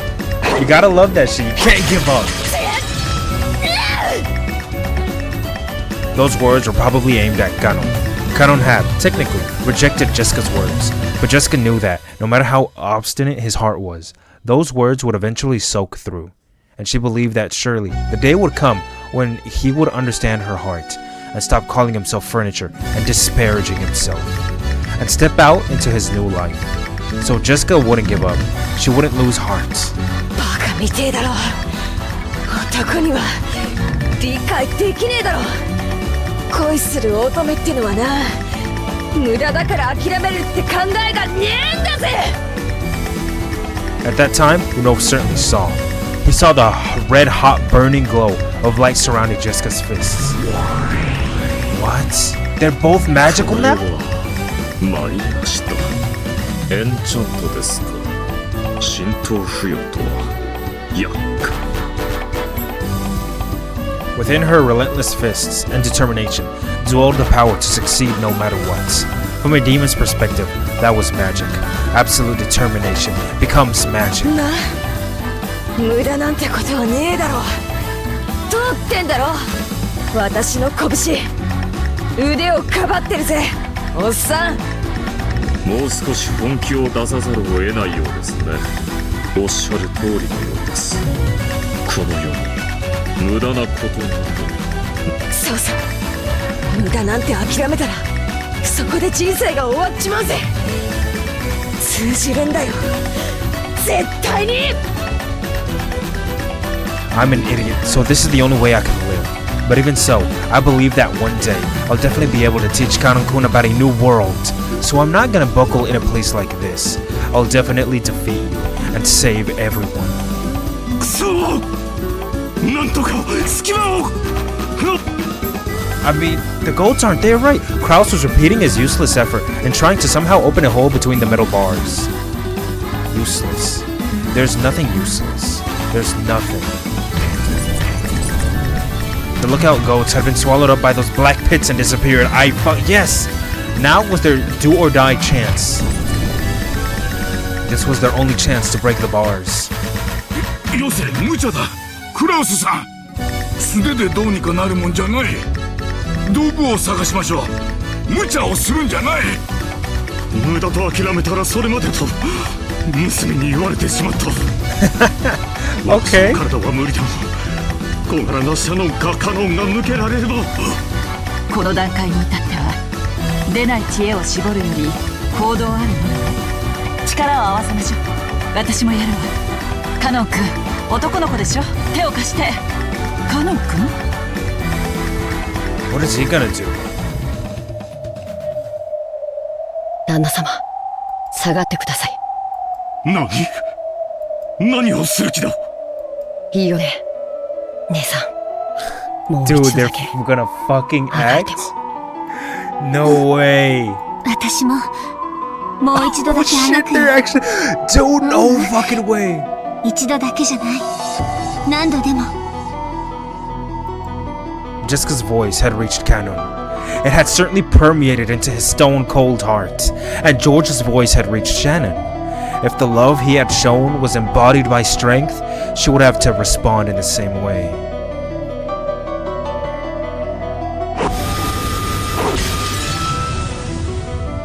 an incredible metallic sound rang out. The fist, oh my gosh. The first flash cut horizontally through several of the metal bars, and with the next flash, they were cut through horizontally again, causing them to clatter to the ground like bamboo shoots cut by a sword. Kraus, Kiria, and Nanjo didn't even have a clue about what had just happened. 南條先生、お屋敷や廊下をどっちに？左奥だ、左奥。参りましょう、旦那様方。すぐにワルギリア様に気づかれます。あんたたちは一体何なの？ That's what I want to know too. When Kanon hung his head a little and faltered, Shannon slapped his shoulder, smiled, and spoke. 私たちは人間です。Yes, you are. ワルギリア様！警戒網に反応、脱獄です。なぜか見張りのヤギがいません。どうしてです？ガープですね。人の習慣物を勝手に。ガプ。I knew it. 交戦規定確認。脱走者への射殺許可を申請であります。おやりなさい。やっちゃいなさい。ガプ。了解であります。45、410追撃狙撃戦準備。弾手収束誘導弾。ワルギリア様、逃亡阻止結界を。そうでしたね。ここから逃がしはしませんよ。ガプ言ってたら舌噛みました。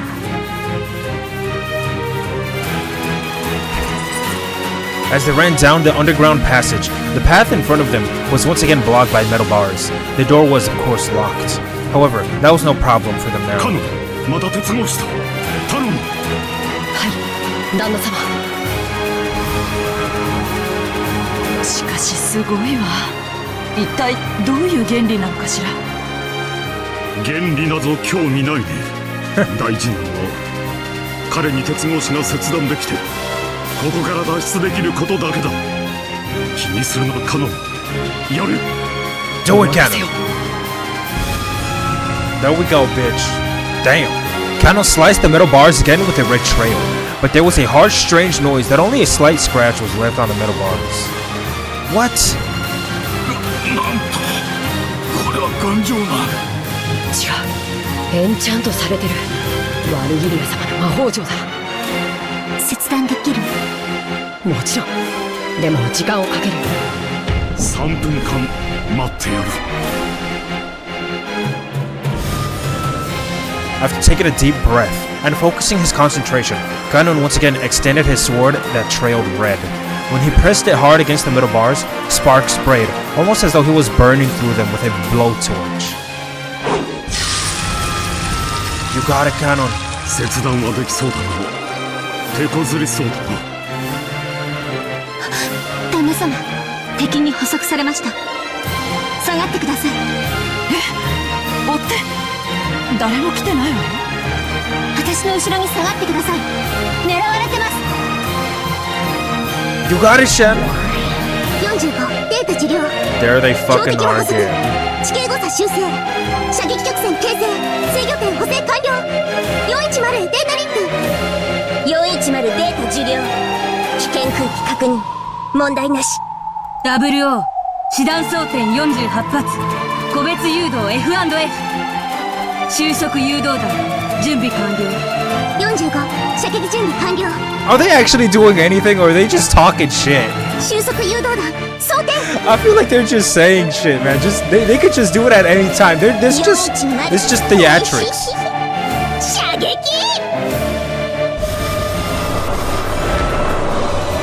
A golden arrow that sparkled gold was fired, leaving a gold trail streaming behind. A joy curve went through the door, through the keyhole, down the stairs, towards the underground path at full speed. 何か光りましたぞ。Oh 黄 no. 金の矢はシールドで防げない。カノン君、迎撃態勢。リンクしよう。ゲートキーパー了解。姉さんと一緒に戦うのは久しぶりだ。動じらないでよ。本気でやる。なら問題ない。 Cannon stopped cutting the bars and stood in front of Shannon. Behind him, Shannon closed her eyes, concentrating her mind, focusing deep into the darkness of the underground path. There she is. A guided cluster round. It's a special kind of arrow that made up of 48 sub-rounds bound together. It explodes mid-flight and divides into 48 mini arrows. Okay. The strength of each individual one is low, but they pierce through all shields and possess total lethality against ground troops. And on top of that, each one of the 48 possesses autonomous guidance towards their individual targets. 分裂した。収束誘導弾分裂確認。師団467848全弾捕捉迎撃完成カノンデータリンク。 What? Now she's saying that? データ受領。 Data receipt. What are they talking about? 48発全部見える。迎撃優先順位に注意。姉さんを信じて。もちろんだ。僕は目を開ける必要さえない。迎撃開始。はあ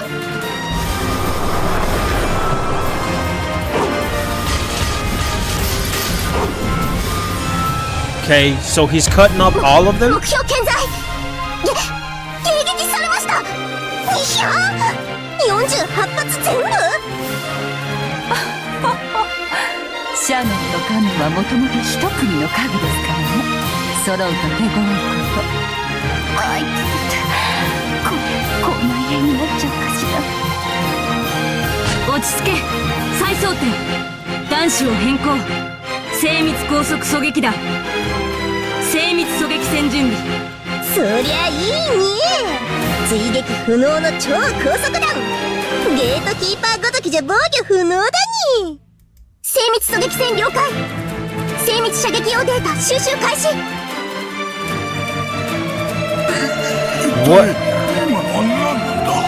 What is gonna happen, dude? What the fuck? 私にもさっぱりよ。一つわかるのは二人に頼らなきゃ死んでたってことね。 Right. カノン君、ありがとう。鉄格子に戻って。多分次のは迎撃できない弾が来る。そんな攻撃をどう防ぐんだ。撃たせません。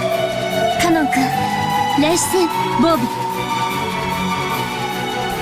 At those words, Cannon closed his eyes tightly and clenched his teeth. With Shannon at the center, a pressure and impact blasted out that could only be perceived by those not human. What?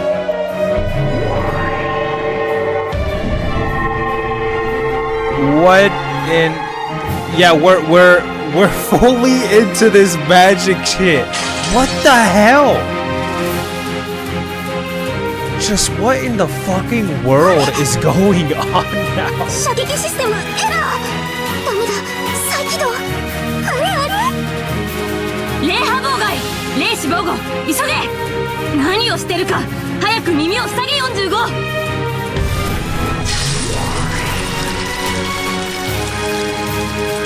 An unseen, unheard impact blasted towards the Chester sisters. 00 and 410 crouched down, covering their ears, but 45 didn't make it in time. Still standing bolt upright, her eyes rolled inside her head.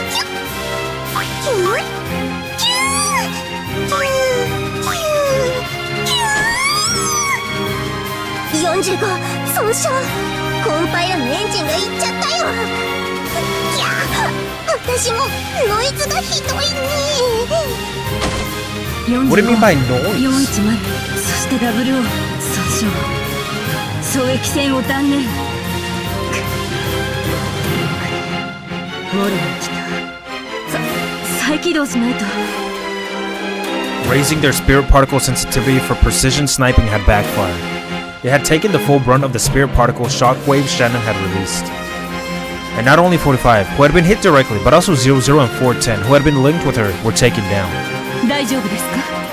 後でまた美味しい紅茶を入れてあげますからね。しっかり。申し訳ございませんであります。再起動をかけます。数百秒ほどお待ちを。You 100 seconds. all of Chester's sisters collapsed. They would probably get back up eventually, but it looked like it would be hard for them to return to the battle lines for a while.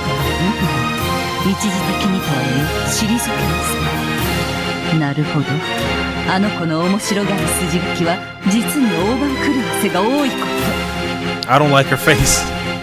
Virgilia tore the air with a large motion as though opening a door. さあさあおいでなさいお仕事の時間ですよ脱走者たちを殺して捕らえなさい死体でいいのですよどうせ蘇生できるし Okay, I thought she kind of wanted to let them escape at first, but I guess not. So, more ago, a gold-colored door opened in the air, and countless giant ghosts with muscular bodies peeked their faces out. さあさあ急ぎなさい脱走者は5人いるから5等賞までの早い者勝ち素敵なご褒美がありますよさあさあ頑張って頑張って Virgilia clapped her hands, urging them on. A prize. After glancing at each other at those words, the goats rushed to the door at once, trying to get out, making the exit as tight a squeeze as the trains during the commuter rush. So they're not getting out, none of them. They all immediately got stuck. Each wanted to get out first, so none of them could get out. Virgilia held her head in frustration. And by that time, Kanon had managed to cut enough bars just to make a gap that could be slipped through. It proved a bit of work for Kraus, large as he was, and Nanjo, whose waist was nearly his downfall, but even so, they managed to make it through. But their relief at getting through was short-lived. Immediately, another set of metal bars blocked the way in front of them. 厳重ねよっぽどここの人を逃がしたくなかったんでしょうねカノンすまんがもう一度頼む辛いだろうが頼む There was sweat on Kanon's forehead. You could tell at a glance that cutting these metal bars, which had been made even more solid by magic, was exhausting him considerably. お任せを旦那様お前にしかできんどうか頼む You got it, my boy. Only he could do it. Holding tightly onto those words, Kanon concentrated his mind again, and once more set himself to the task of cutting the bars. 後方敵が来ます複数ええ今度は私たちにもわかるわすごい地響きねとんでもない化け物が殺到してくるのがわかるわご安心を今抜けた鉄格子も私が魔法城で封鎖しますヤギたちごときには破れません Shannon held her hand out towards the bars as they had come through, but she stopped right away. どうかしましたかワルギリア様が霊波妨害の中和を開始破られるとまずいシエスタ姉妹の再起動後のイニシアチブを奪われます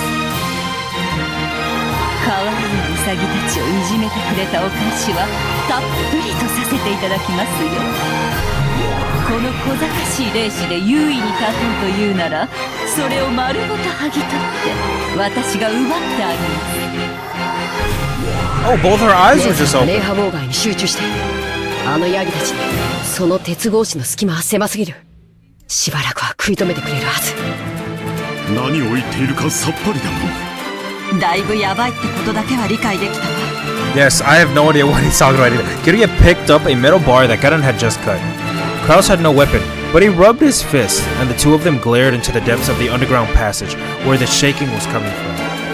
この鉄格子で遮るものはおしまいのはずだここから屋敷までどのくらいあるんですかなり歩く道は平坦だが30分は歩いた記憶が Are you fucking 全 kidding? 力疾走ならその半分ってことだわ They couldn't tell for sure since they didn't have the three-sided mirror. But there was no guarantee that George and Jessica could hold out against demon opponents for all that time. 歩く2倍の速度で走れば15分さらにその2倍で走れば8分を切るわさらにその倍の全力疾走なら5分かからんもったいないむちゃくちゃな計算ですがですがカジマの計算式はそういうものです申し訳ございません旦那様方後を頼みます任せたまえカノンは1秒でも早く鉄格子をシャノンはワルギリアとかいう魔女への妨害に専念したまえ追っては私とキリエさんで不戦 Wow, they really gonna do it? Then the roars of beasts rang out from the darkness, and numerous fiery glowing bright eyes appeared. The goats rushing towards them, with thunderous force, were several levels more massive than the guards had been. The tremors they created were almost like an earthquake. The power and terror was tremendous, but Kirya instead laughed with relief. Those massive bodies wouldn't be able to go through the gap in the bars. Oh shit! The group of goats crashed into the metal bars with a terrific sound like that of a train colliding with a dead end. Clumps of dirt fell here and there from the ceiling, and you could tell that the metal bars had buckled inwards. The force of their charge must have been no different from a train. If the metal bars hadn't been there, they would undoubtedly have swallowed the 5 of them up and crushed them in an instant. When the group of goats pressed up against the metal bars, realized that the 5 were right in front of them. They let out a terrible howl, trying to intimidate the 5. Although it was hard to tell whether that was really intimidation or because of the pain from being pushed and shoved. One calm goat among them figured out that it just needed to do something about the metal bars, and grabbed 2 of them with its massive arms and began bending them as though opening double doors. Kirya sharply jabbed her metal pole at the goat's vitals. The goat let out a roar of anguish. It probably hurt a lot, but that was all. It wasn't enough to bring it down. What's he gonna do? Give him the bar. Maybe he can like really jam it in. Still holding the stuck-in metal pole, Kirya relinquished the opposite tip to Kraus. Kraus ran there with all his might, leapt into the air and kicked it in with all his weight and kicking power combined. Okay, all of that destructive power was focused on that single pole, drilling it in. So that goat is that motherfucker, he's out. 大丈夫ですか。患部は揉まないで。お薬は後で処方しましょう。お大事に。He said that to him as the goat who had taken a pile bunker to its vitals writhed with teary eyes. It nodded its head. 私たちのリンクも結構いけるじゃない。シャノンちゃんたちには負けられないわ。当然じゃないか。私たちは仲良し一族だからね。2人がかりでならいけるわ。次、右側のあいつ。了解だ。いい嫁さんじゃないか。ルドルフね。少し愚痴が多かったんじゃないか。へえ、後で聞かせてもらうわ。ルドルフさん、天国で青くなっても手遅れよ。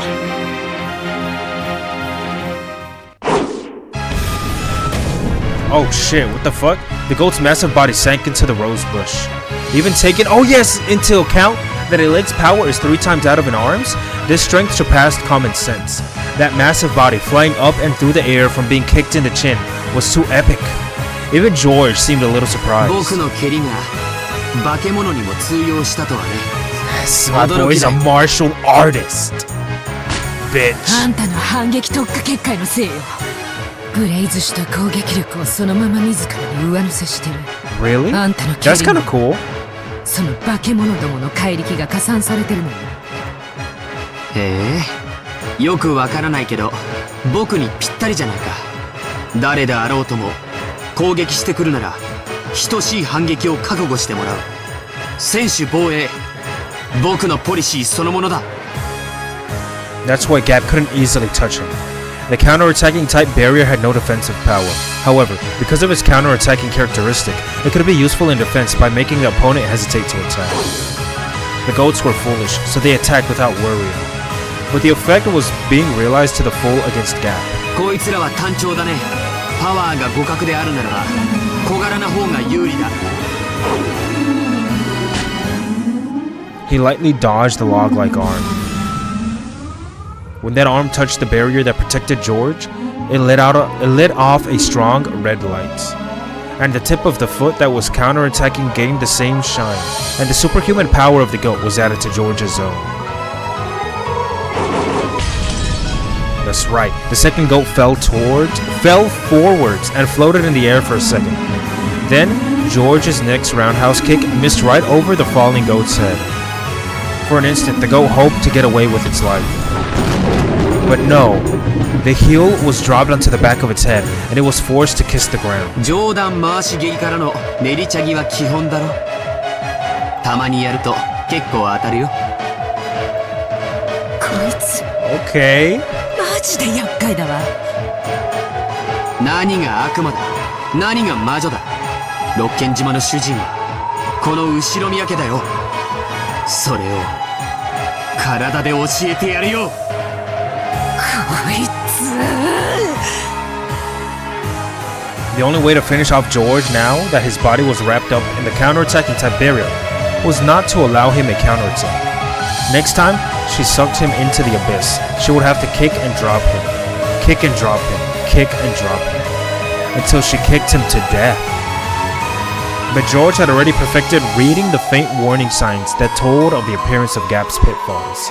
If he managed to jump over that next pit, then this time he would probably pulverize Gap's head with his whirlwind-like kick without holding back in the slightest, just as had been done to his parents.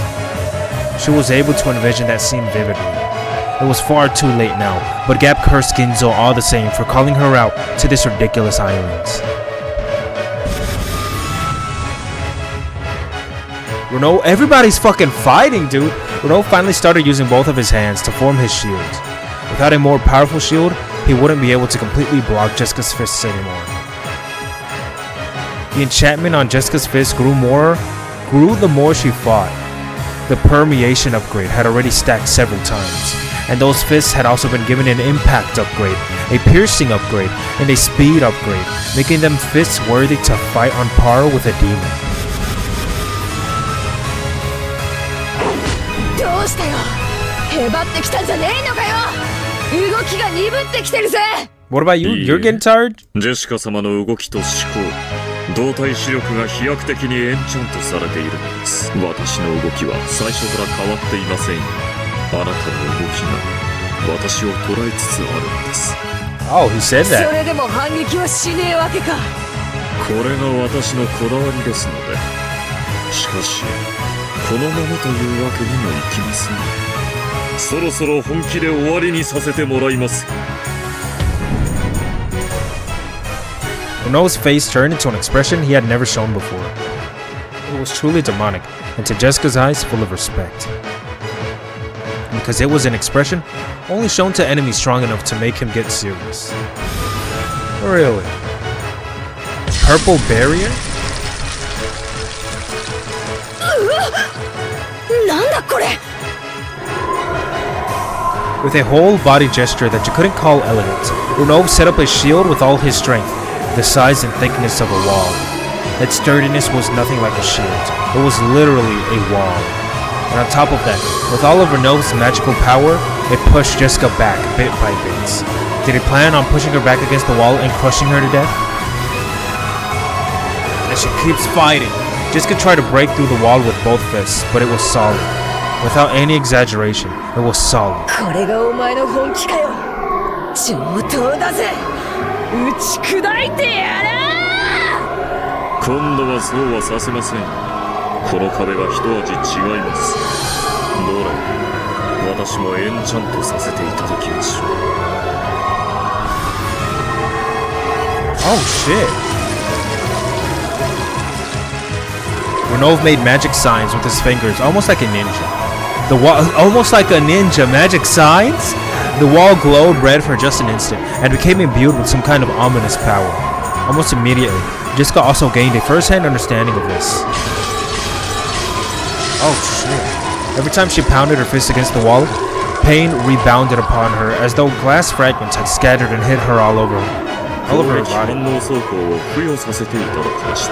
ジェシカ様の攻撃を相殺することで威力を減退させ、のみならず反応破片で反撃までできる優れものです。殴り続けるのは大いに結構ですが、それはリスクにも及びます。つまりお前の壁と私の我慢比べってことかよ。上等だ。ジェシカ様が膝をつくのが先か、壁に見物させていただきましょう。ぶち破ってこの壁ごとお前の横っ面をぶっ飛ばす方が先かもな。見てやがれ。 I believe in you, Jessica. Fuck him up. Without hesitation, Jessica slammed both fists into the wall. Each time she did, a large amount of shards scattered, tormenting her body all over. Countless red cuts soon appeared all over her body. She grimaced at the intense pain, but her eyes were burning with frightening spirits, and her lips curved in a grin exactly the opposite of pain. カノン、まだかね。私たちは平気だが、奴らを防ぐ鉄格子が平気ではなさそうだ。もう少しです。 Man, these fucking bars. こいつらキリがないわ。おしくらまんじゅうだけで鉄格子を破りかねない。 The metal bars creaked under the strain of the group of goats. Several arms grabbed the bars, twisting them with superhuman strength. However, some bars were being pulled in opposite directions by different hands. Apparently, they really were stupid. No way they're that stupid. The way those countless hands were grabbing the metal bars happened to match up by chance. Several hands grasping two metal bars neatly put their powers together and pulled the bars to the left and right, creating an opening. And the incredible sound of metal bending could be heard, and that gap was getting larger bit by bit. They attacked the arms of the goats one by one, but they weren't getting anywhere. They couldn't stop the gap from expanding left and right. A loud metallic sound came from behind them. Kanon had finally finished finally! キリエさん、レディーファーストだ。南條先生も続いてる。旦那様、ここは僕に任せてください。これは What? Kanon's red sword, which he had cut the metal bars, disappeared? ごめん。ワルギリア様の霊視線影響下に入った。私たちの魔力が中和されてる。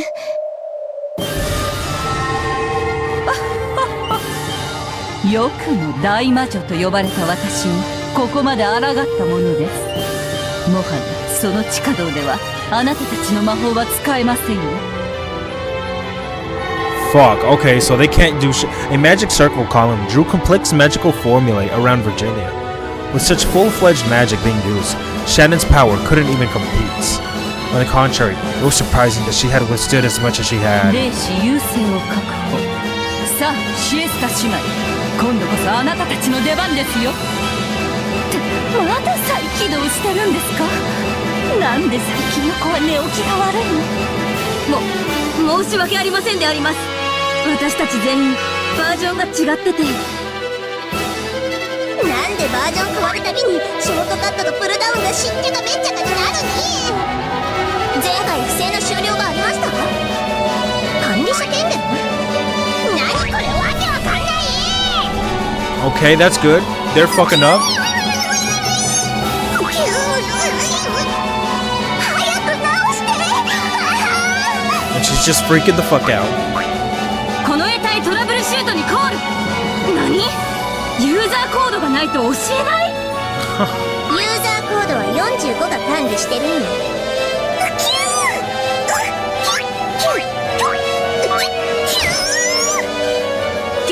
9999にしか聞こえん。紙に書かせろ。言語支援システム再起動できてないから文字も書けないに。 What? They're a little weird. お前たちはゆっくり修理していなさい。私が行ってきます。ごめんなさい。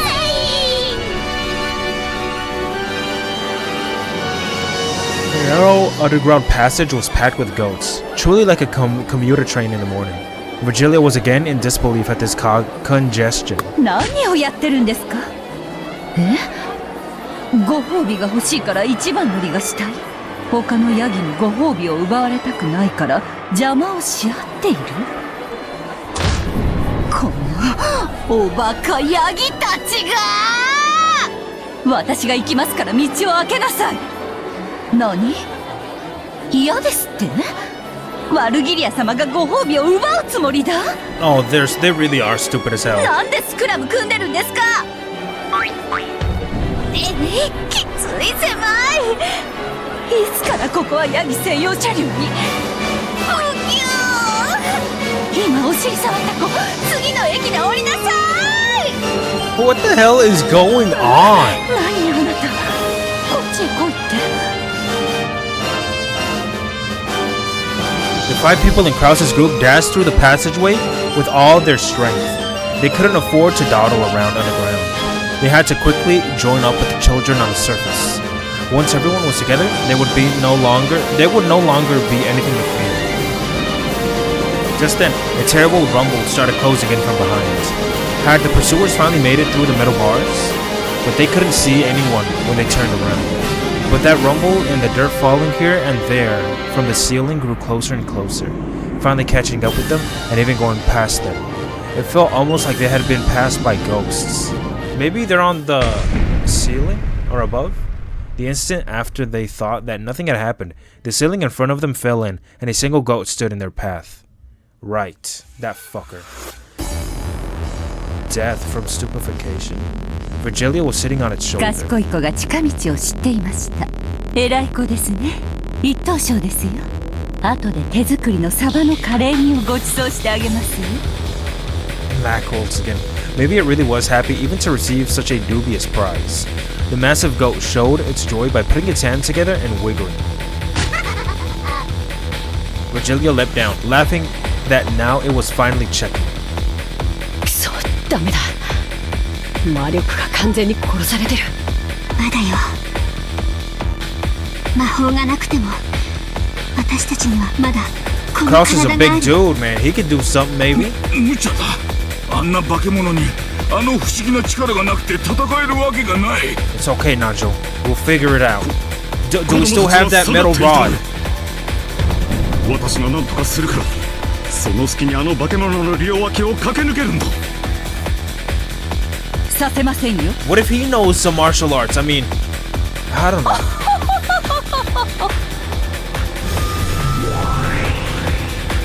Oh shit. Virgilia clapped her hands, and purple magic barrier appeared behind her, stealing even the faint hope that Kraus had been betting on. どんち、キュースか。いや、まだだ。What if we beat her up? しかも戦った。私が戦わんわけにはいかん。Jess, you started this. You have to end it. 本気なの？無理よ。あんな巨大な化け物に。Bitch will make it possible. クラウスさん、他の方法を考えましょう。思いついたら提案してくれたまえ。それまでも私が何とかするしかないようだ。さあ、下がりたまえ。気をつけて。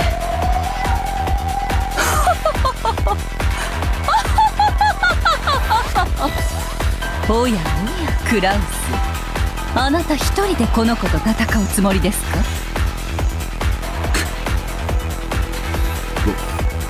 わからんぞ。戦いにはまぐれあたりの一発だってあり得る。 Hit him in the liver, Kraus. Hit him in the liver. His calf. Yes, he should have a huge calf. That's a big target right there. 身の程知らずのあなたのために私が状況を整理して差し上げましょう。何？あなたが 100% の力を発揮したとしてあなたの戦闘力はせいぜい6。対してこの子の戦闘力は1000。つまりあなたが100人束になっても絶対に勝てないということです。 The fuck is that? まあ確かに戦いには不確定要素もあります。その戦闘力に多少の倍率がかかることも認めましょう。しかしそれでもあなたがこの子を倒せる確率は 0.00001%。 What the fuck is this number shit? What is that? お分かりかしら？あなたには万に一つの勝ち目もないということです。Virgilia and the goats guffawed together. What was that? くそ。毎日ということは配当は1万倍ということではないか。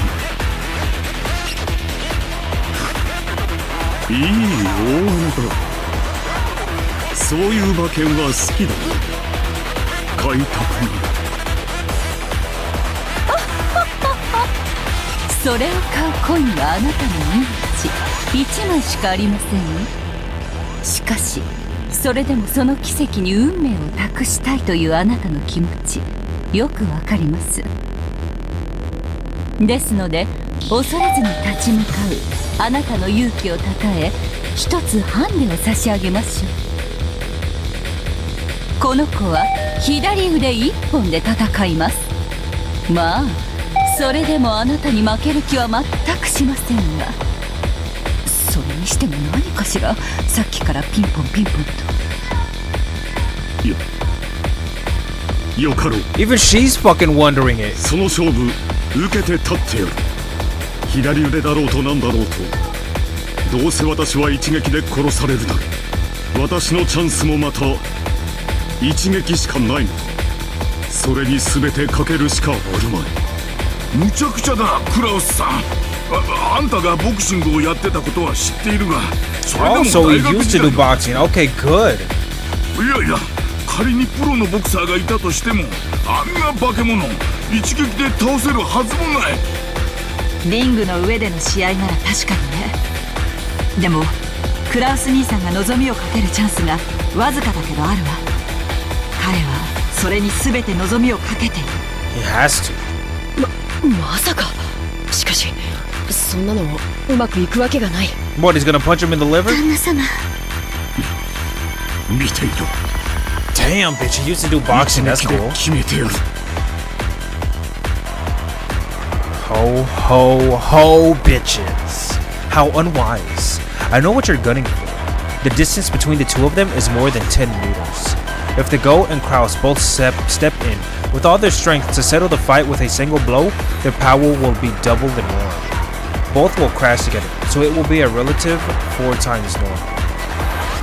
Even if on top of that, the strike miraculously lands on a weak point for a critical hit, that will only double the power. In short, Kraus's maximum power level of 6 times 8 will cap out at 48 at the most. He might just barely be able to win if he repeated that lucky shot a full 20 times. Ho ho ho ho ho. If you're killed every time you take a hit, and your damage still accumulates. Let's see, perhaps it could finally win when we get to episode 24. Oh, bitch. If only this series could stretch on so long.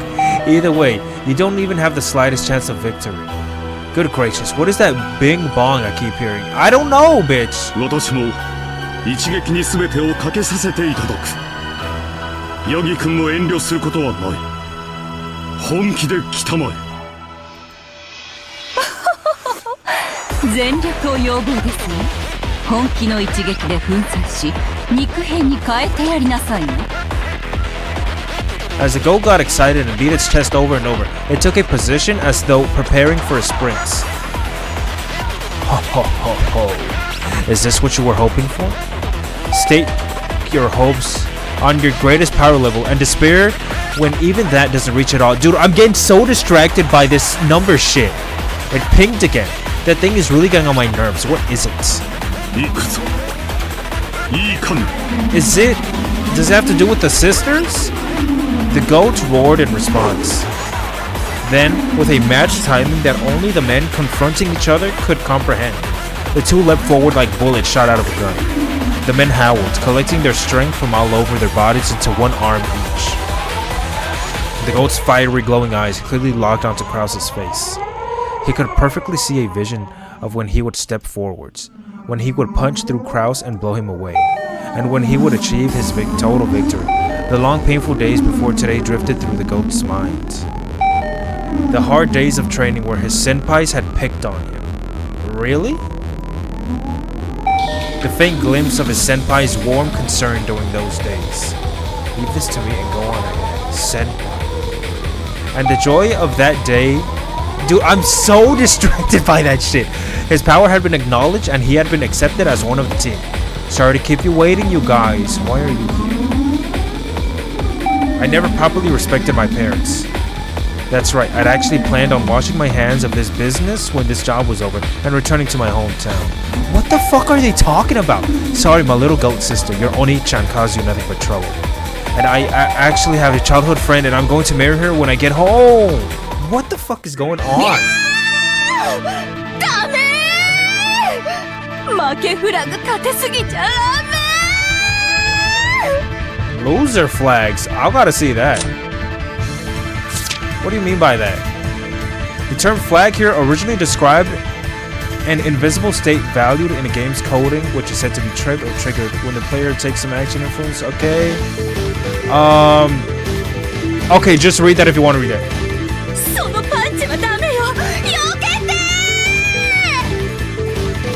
It happened the instant before the two crashed and their punches crossed. 愚かね、ワルギリア。冷静な判断を変えたよい。そのパンチを受けてはなりません。弾きなさい。The very instant the ghost left straight and Krause's right straight crossed. The goat obeyed Virgilia's order with super fast reflexes and pulled back his straight, deflecting Krause's punch. Yes, Virgilia's decision was probably wise. After all, the number of loser flags act as a multiplier on the opponent's power level. 危ないところでした。こんな負けフラグ立てまくりの状態で食らっていたら、どれほどの威力に倍率がかかっていたことか。さあ、そこでガラ空きの右側面に右ストレートを叩き込んでやりなさい。何？左腕一本で戦う約束？約束は破るためにあるのでしょうが。いやー、また立った。失望よ、ワルギリア。あなたはやはり冷静を欠いていたわ。なんですって。直前に気づいて避けさせた私のどこが冷静でないと。どうしてですか、キリエ様。あのまま激突していたら旦那様の勝ちだったのでは。そうか。負けフラグの数が20でもまだ足りないんだ。Krause and the goats double rush make it times 4, which, with a miracle on their side, the firm promise of a critical hit will double it again for times 8. On top of that, a multiplier of times 20 equal to the number of tripped loser flags applies, making it a 160 times. At a glance, that looks like an incredible amplification, but even so, Krause's power level is 6. Even multiplying by 160, it only makes for a power level of 960. Just a fraction below the goat's 1000. だから冷静じゃないと言ったのよ。あなた失敗したわ。そのまま激突していれば、あなたの勝ちだったのよ。たとえそうだったとしても、この右ストレートでクラウスの頭を砕けば同じこと。死ね！後ろ見やクラウス！ Guys, I legit have no idea what the fuck is happening right now. What is all this shit? Ooh. Having deflected Krause's right straight, the goat's own right straight crossed in on the right side of Krause's face, which had been left open. But there, it crossed with a left straight from Krause. So they collided fists. The two punches crossed, and time stopped, as each aimed for the face of the other. まさかこのタイミングで相打ちに持ってくるとは。しかし戦闘力は160倍止まりで960。うちのこの1000には及びませんでしたよ。いや、ワルギリアさん、あんたの負けだ。どうして？あんた最初のクロスカウンターを弾かせちまった。確かにその次に繰り出した右ストレートが当たればクラウスさんは粉々にされていただろう。しかしそいつをクロスされてしまった。こりゃあダメだ。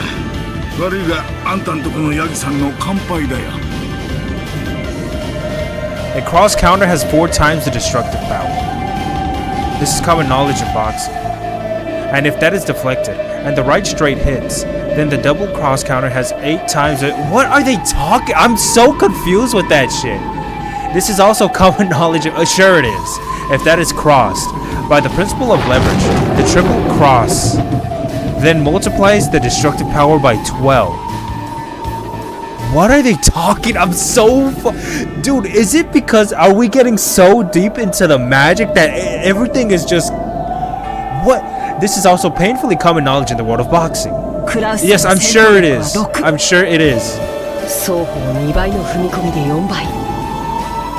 クリティカルヒットで8倍。負けフラグの立てすぎで160倍。そしてトリプルクロスカウンターでさらに12倍。Even they're buying into this weird shit. A power level of 11,520. Krause's punch now had the power to easily win that Budokai tournament. これは勝利を最後まで諦めなかったクラウスさんの執念とあんたの慢心が招いた結果だ。どちらが欠けてもこの威力にはならなかった。あんたよく戦ったよ。もう倒れてもいいんだぞ。 Nanjo patted the goat on his shoulder. Wow. One-chan gave it his all. As the sparkling drops of the goat's eyes scattered, he softly toppled backwards and flattened Virgilia like a pancake.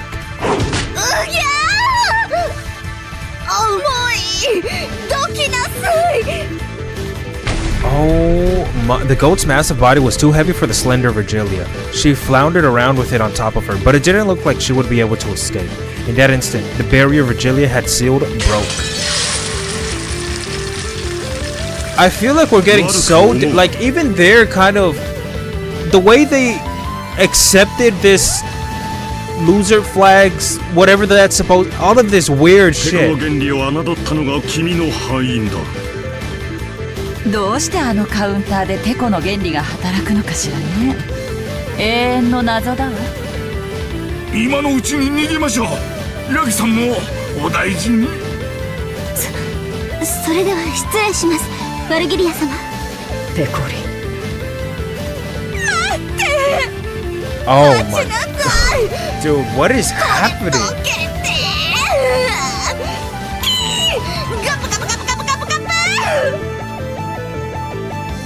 There was nothing more to block their way. They ran through the underground passage with single-minded purpose. I think I have no words. Yes, I think that's my mind. It just broke right now because what the Jessica had finally been cornered with the wall at her back. Renault's magic barrier was advancing bit by bit and would probably crush her against the wall before long. Considering the distance, this would be the final strike, the final throw of her iron fist. Jessica had dealt out many punches so far. The wall wasn't invincible. It had already started to crack, and it wouldn't be strange for it to smash at any moment. However, due to the rebounding damage, Jessica herself was in a very bad shape with cuts all over her body. もうよしなさい。あなたを押しつぶすつもりはありません。あなたの処遇は親方様が決めますからね。しかし、ジェシカ様のナイスファイトは私からも特に申し上げるつもりですよ。Yes, a good word. I'm sure that's gonna do a lot. ふざけるんじゃねえぜ。まだだ。まだ終わっちゃいねえぜ。あなたは満身創痍。立っているのもやっとではありませんか。あなたは最後の一撃に全ての力を込めるつもりでいるようだ。しかし、その最後の一撃はむしろあなたにとって命取りになりますよ。She gonna throw a haymaker? The damage reflected by Renault's magic barrier was proportional to the strength of the attack. Jessica's all-out punch would be bounced back onto her. The more all-out she went, the more suicidal it would be for her. わかってるぜ。そんなことはよ。警告します。もうおやめなさい。それがあなたのためです。強がるなよ。お前の壁がもう破れかかってるんだろ。殴ってきた私には手応えで分かってるんだぜ。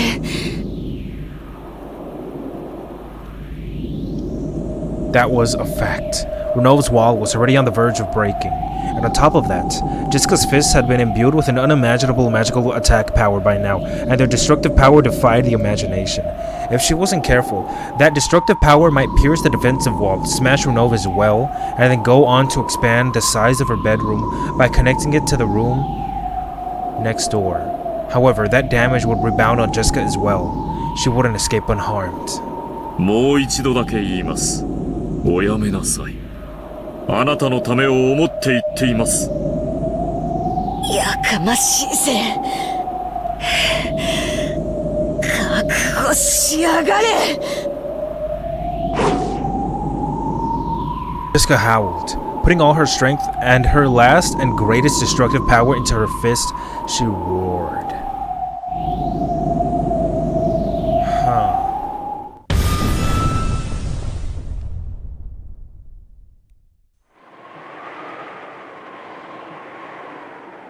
The three goats had been beaten down long ago.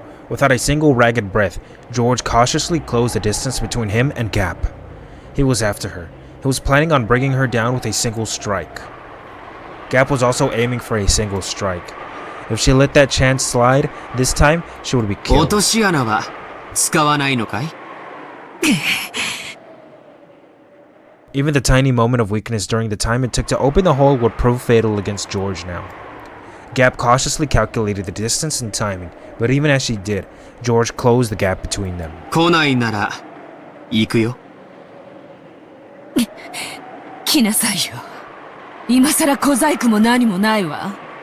私のこの蹴りで決着をつけてやる。The instant she noticed George's body blur, only his jacket was floating in the air? A short sound of realization entered her mind, and in that instant, darkness covered her.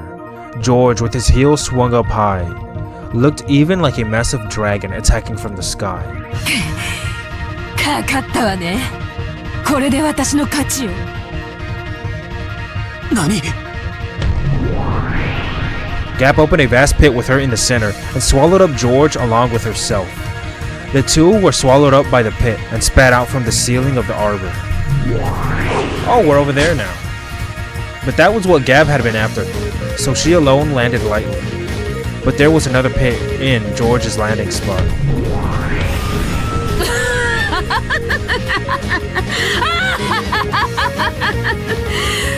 もらったわ。後ろ宮ジョージ。面白かったわよ。死になさい。あんたみたいな上等。後ろ宮家の当主なんてもったいないわ。今この場で私が食ってあげる。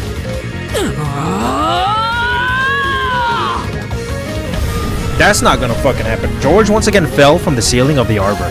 He had probably been dropped the same distance as falling off the roof of a two-story building. In midair, he couldn't control his posture in any way. It was impossible to resist or defend or avoid. As Gap spun like a whirlwind, she concentrated all of her energy on the sharp tip of her stiletto heel. This was the final strike, to perform his requiem. The Queen Bee's final strike that would bore into heaven, knocking him down into the true abyss. ようこそ奈落へ。ここがあんたの終着点よ。Her prey captured in her sight, she launched her foot up into the sky. It was then that she saw George's face. Even though he was in midair, he was calmly adjusting his glasses with the middle finger of his left hand.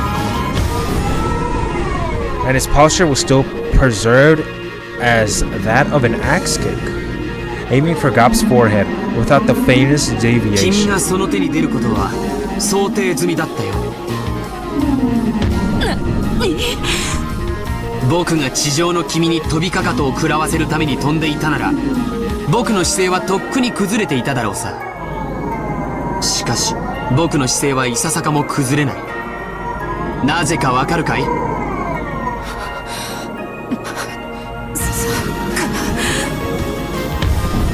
僕は初めから2フロア下の君にかかとを食らわせるつもりで飛ん。Fuck, I keep skipping on accident.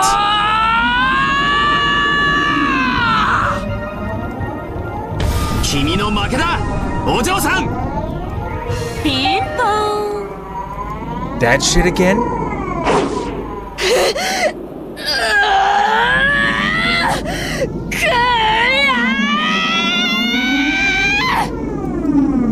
Jessica's last and strongest upward punch reached the wall and was sucked in. It was sucked into the black large hole that had suddenly opened on the wall. だからおやめなさいと忠告したのに。 No.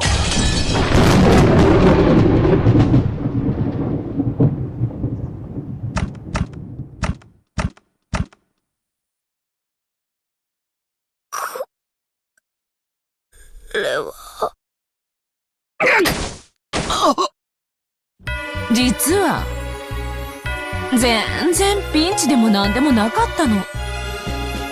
ごめんなさいね。No fucking. Jessica's fist had gone for George's stomach, and George's axe kick had lined up on Jessica's head. The shock destructive power imbued in Jessica's fist crushed George's organs and scattered his abdomen. The equally as shocking destructive power in George's axe kick smashed half of Jessica's head and scattered its contents in the same manner. No. だって Oh, I hate that. 魔女は演技力なんでしょ。ねえねえ、リーチェ、どうよ、見ててくれたかしら。There she is. We finally see her. やるな、筋書き通り。やっぱガープは分かってるじゃん。イエーイ。 Bet the one Gap gave each other a light high five. Had to learn. My boy.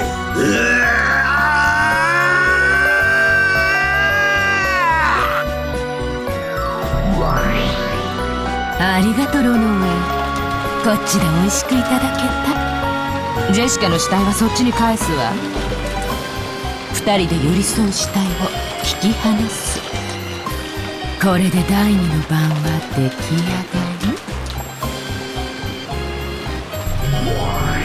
がり。Gap dropped Jessica's corpse into a pit and chucked all the chunks of meat into Jessica's room. Dude, so they're dead? I didn't... As carelessly as throwing them into the trash. Dude, that is so stupid. Jessica's corpse and lumps of flesh fell from the ceiling and poured out all over her room. Renov shook his head slightly at this all too gruesome change. 申し訳ございませんね、ジェシカ様。 Dude, this is so ご stupid. 忠告は申し上げたのです。もっともこの結末を予見し聞き入れないと分かっている忠告を重ねる悪魔の醍醐味は人間には分からないでしょうがね。Oh, whatever. 本当に面白かったわ、坊や。でもあんたちょっと言葉遊びが過ぎるわよ。そろそろ反撃してもいいかなが最高傑作。あなたどこかのラノベか何かにかぶれすぎよ。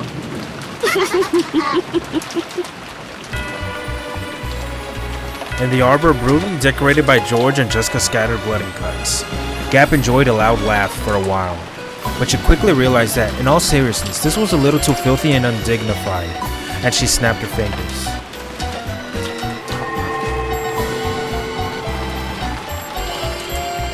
Whatever, dude, whatever.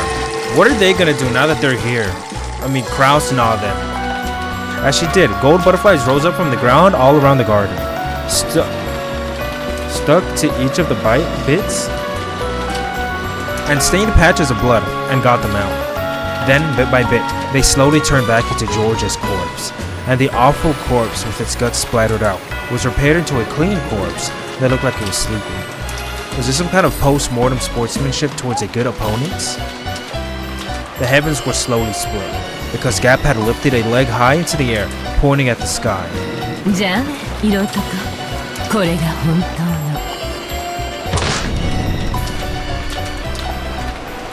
Scorch. Without a trace of mercy, the foot was brought down and buried into George's forehead. Her stiletto heel, sharp as a weapon, was impaled through George's forehead, then pulled it out with a board. It was like a mark of proof that Gap had indeed finished him by her own hands. How...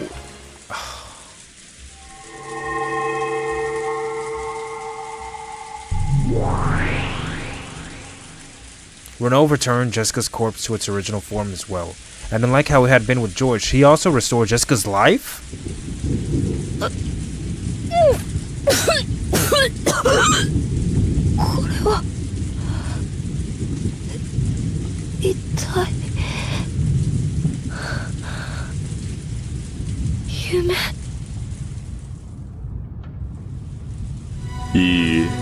違います。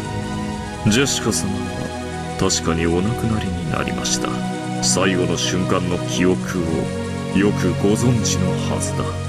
This song, man. It was burnt into the back of Jessica's mind. For some reason, she remembered being thrown somewhere and that her head had been smashed by George's heel. 私は生きてるのか。いいえ、死んでいます。私の魔法でほんの3分ほどそれを先送りにしているに過ぎません。3分が過ぎれば魔法が終わり、あなたは無残な頭部半壊を Why した。 even do that in the first place? だと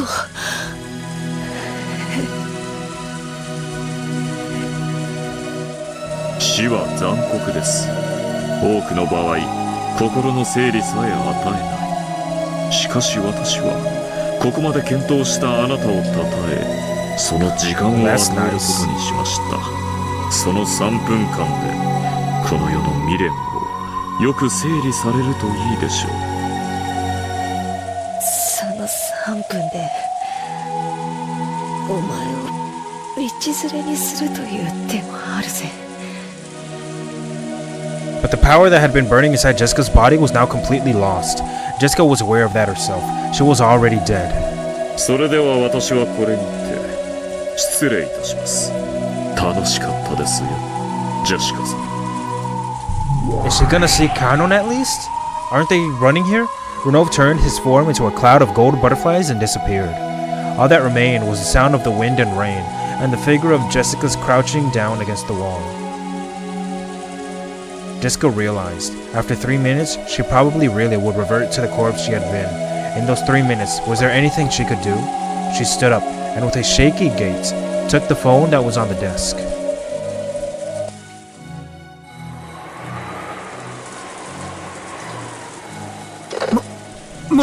Oh, so this is my boy's there. ジェシカ、どうした？無事か？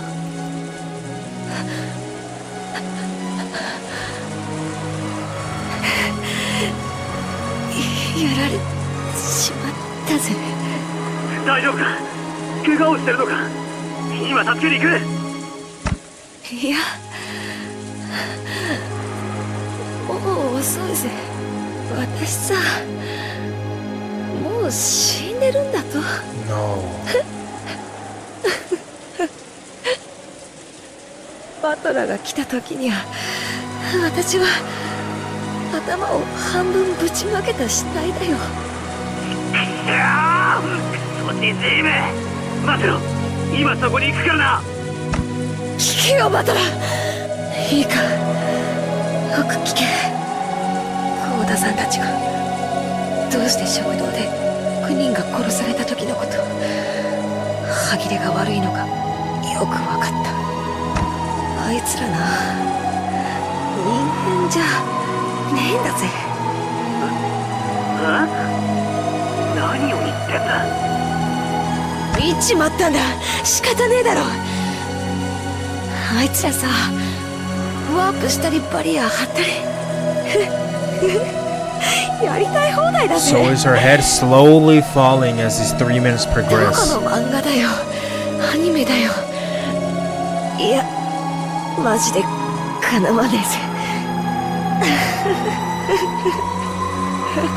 最初からさ、戦うとか無理なんだよ。バトラーが自慢してた棒仕掛けの槍程度でとてもどうにかなる相手じゃねえぜ。 A line of blood dripped down from Jessica's forehead. ジョージ兄さんもダメだった。 Wow. ありゃ、特殊だ。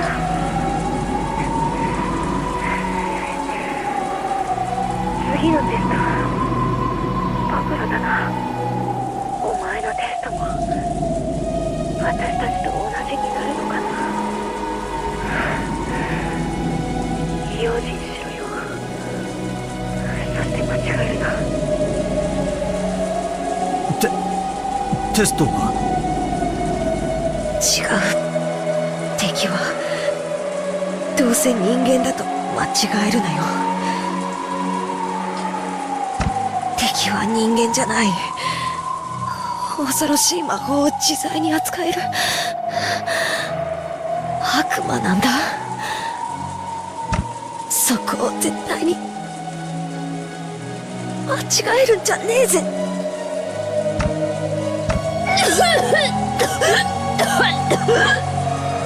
用心しろよ。A line of blood dripped down from Jessica's mouth as well. The left half of her head started hurting. Jessica realized that she was about to return to the corpse she had been. 13人死ねば黄金の魔女が蘇る。母さんたちが殺されて6人。これで第1の番。そして私とジョージ兄さんが死んで第2の番。あと5人殺されれば儀式は完成で魔女が蘇るってわけだ。父さんたち無事だといいな。もし無事じゃなかったらお前をテストするのは復活したてのベアドリーチェ自身ってことになるかもしれねえぜ。Now, Battler had no idea what Jessica was saying, but from her tone, he realized that she knew she was about to die. So even though he didn't understand the situation, he urged her to hang on in there. 私はもう死んでるんだって。じゃあな、もう時間みたいだ。テスト頑張れよ。 His test. I think his test.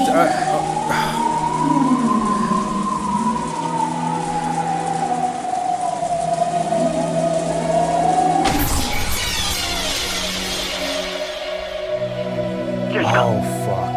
Jessica! おい、返事をしろ！ Jessica! Battler's sorrowful voice could be heard from the dangling receiver. Crouching with her back against the adjacent wall, Jessica's head was half smashed. Everyone's head is half smashed now. Everyone who's died. That's okay. ここはこれは井戸なのか。ここはどこなんだ。 Kiria stuck her face out of the well, and then Kraus showed himself too. When he noticed that they could see the back of the mansion beyond a grove of trees, Kraus realized more or less where they were. To think that there had been a hidden underground passage in a well all the way out here. Yes, dude, there's so much hidden shit in this island. That it led to a hidden mansion. 老体にはやはりこれは辛いですな。普段は別の場所からちゃんと階段で上がれるのです。鍵さえ開けば。南條先生には後でいろいろとここの構造についてお教え願いたいものだ。シャノン、大丈夫かね。捕まりたまえ。大丈夫です。カノン君、早く。Kanon was the last, climbing up the ladder towards them in the shaft disguised as a well. It was probably quite deep. When he looked down for the first time, he realized how far he'd come up. にひ、射撃。 Fuck.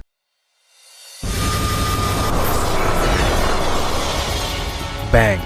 As Kanon was about to finally crawl out of the well, a hole the size of a basketball opened up in his chest. Everyone there looked through the hole in Kanon's chest to the scenery beyond.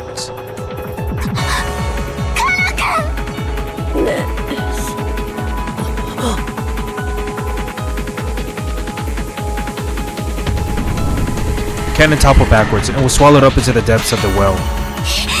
みんな逃げて！シスト姉妹、捕捉されてます。回避できない。走って！一人でも生き残って！ At that time, Kraus, Kiria, and Nanjo clearly saw a golden curve appear from the well and sew itself through the side of Shannon's head? Shannon! Head pierced. The three were perfect witness to everything, up to and including the opposite side of her head being blasted away into pulp. Shannon fell to her knees. Blood gushed from both sides of her head and flopped to the ground.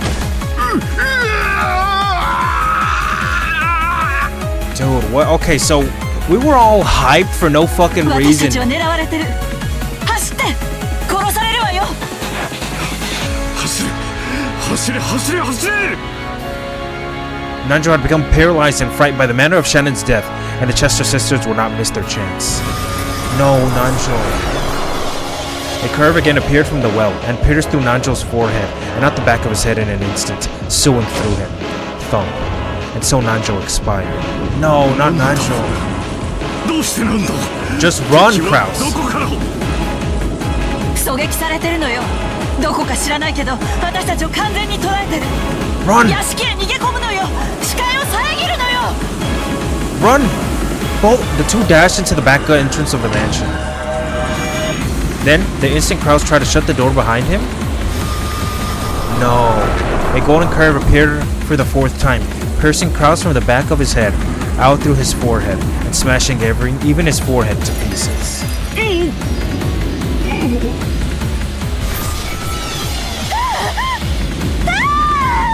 Run, Kirye! Kraus's body lurched over, fell down hard, and drew a neat radial pattern with the insides of his head. Run, Kirye! Kirye ran wildly through the hallway, flew into some room, and locked the door. But she couldn't imagine for a moment that this would save her life. So she probably would die. She would probably die soon. I don't want her to die, man. I really don't. This was apparently one of the guest rooms. At that moment, a phone on the side of a table caught Kirye's eyes. A phone? Phone. After hanging up with a call from Jessica, Battle was literally just about to dash out. In that instant, the phone rang again. もしもし。 No way. Kirye. キリエさん。はい、バトラ君。ラッキーだったわ。なんとか力を脱出できたの。本当についてた。そこはどこだ。みんな無事なのかよ。こっちはジェシカとジョージの兄貴がどうやら。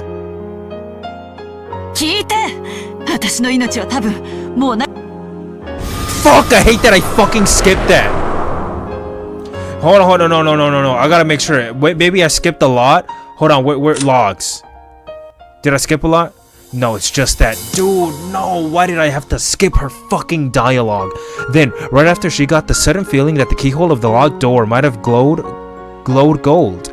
A gold curved line drawing a helix. No, a golden sewing thread infiltrated the room through there at an incredible speed and bored a hole into the floor by Kirye's feet? Oh, that's rare.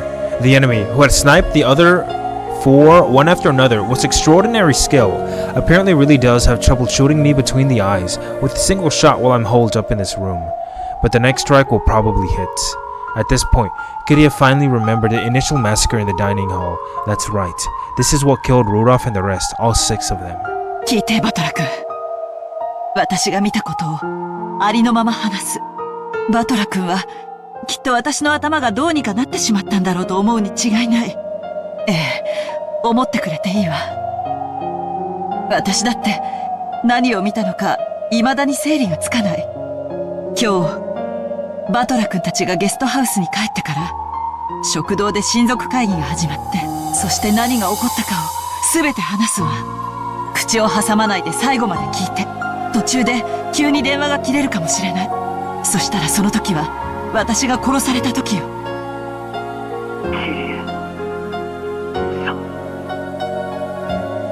Then Kirye spoke about how Ginzo had come, the family conference had started, and the 6 had been killed, and then the 5 of them had been confined. I feel like they're trying to get him to admit in magic again. That is still happening, right? About how she had escaped somehow, and made it to where she was now. And how everyone had finally been killed, all spoken dispassionately, I think, as she had seen it with no dramatization. She even spoke about how everyone except her had been killed, and how she had observed the moments of all their deaths, and how even this very moment someone was trying to kill her. この話をしている間にももう3度攻撃を受けている。鍵穴からおかしな黄金の糸みたいなのが飛び込んできて、くるくる回りながら私を狙ってくるの。最初は足元、次は肩の近く、さっきのは耳をかすったわ。狙いがだんだん正確になってくる。Yes. そろそろ私の眉間にズドンと来そうね。Or maybe they're not killing her on purpose because they want her to tell him this. 逃げろキリエさん、逃げてくれ。どこへよ。私ここまで逃げ延びてきて部屋に閉じこもって鍵までかけてるのよ。それでもなお狙われてる私がどこに隠れるのよ。ねえ。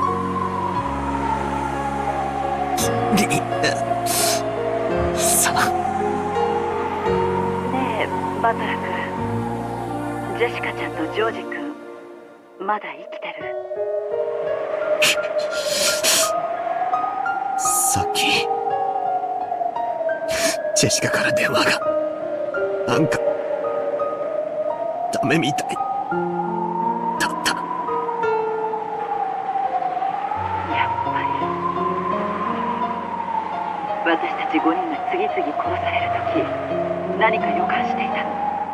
ひょっとして13人殺しの儀式は第2の番を終えて私たちの番にまで至ったのかなって。つまり私が死ねば13、これで儀式は完成。黄金の魔女ベアトリーチェが復活する。一体どういうことになるのかしら。こんな悪魔だらけの魔女だらけ、ヤギの化け物がうじゃうじゃいるこの島に、さらにそいつらの親玉である黄金の魔女まで現れて、一体どうなっちゃうというのかしら。もう私には何が何だかわからない。Kiryu-san's voice had given up completely on her own life, and because Battler could tell that, he couldn't stop the tears. 助言できることがあった。何？もしあなたの前に悪魔やら魔女が現れても、ああ、その正体を疑う必要は何もないわ。そういうものだと理解して。What does she mean by that? 何か仕掛けがあるはずだとか正体があるはずだとか、そんなことを考える余裕があったら相手の機嫌を損ねないことを考えた方がよっぽどに建設的。間違ってもなら魔法を見せてみろなんて言っちゃダメよ。その証拠を彼らはこの上なく残酷な方法で見せるでしょうから。信じらんねえよ。 Yes, dude, this is it's so... Am I tripping, or are they still trying so hard to get him to believe? キネさんの口からそんなこと言われるなんて信じらんねえよ。分かってる。信じられない。だからそれこそが私にできる助言。信じて。ペアとリーチェと悪魔と魔女と化け物どもを信じろ。 Isn't this a little bit of an odd thing to say? 私たちは多分 No. あれほどまでにこの世ならざるものをありありと見せつけられても多分何も信じることができなかったと思う。今の私もそう。さっきから襲ってきて私の額を打ち抜こうとする者の正体さえ私には理解できず信じられない。だからあなただけは信じ理解して私たちに受け止めきれなかった存在を受け止めてほしい。そうしてくれたなら私たちの死は無駄にならない。私もこうして電話をした甲斐があったというものだわ。キリさんまだ大丈夫よ。かすったけどまた外したわ。さすがに今度はもうダメかもね。ありがとう。そしてさよならバトラ君。あなたのことアスムさんの息子だからと冷たくしたこともあった。その日のこと許して。 Cold? I don't remember her ever being cold. 許すも何 Maybe も in the beginning. 今はキリエさんが俺にとっての母親だろうが。 Yes, she said that. I felt as though I heard an incredible sound at the other end of the receiver, and then a noisy clattering sound, as though the receiver had fallen to the floor. キリエさんキリエさんうわ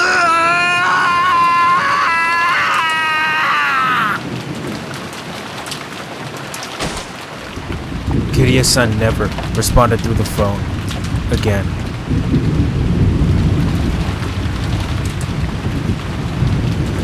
Man, this one was super fucking long. I think they're like, the whole point of these games, I guess, is they want Battler to, well, Beatrice wants Battler to admit in magic. And so, obviously, no. Right, yeah, that's what they're doing. Maybe they maybe they're manipulating it in a way. What I'm trying to say is maybe they're saying, or they're manipulating the situation in a way to make, again, like Kiria right now, or all of them, try to tell Battler, try to get him to admit in magic. I think that's what's going on. Also, I'm sorry if my commentary, I guess I'll call it, I don't know, just me talking, was a little off this episode. I drank yesterday and I was hungover, and I don't know, I was just kind of just experiencing it more than just talk. Either way, next episode, dude, I'm gonna try to finish it. I'm gonna try to finish episode 4 tomorrow. I'm gonna try to play every single chapter that's left. Try. Let's see if I can do it.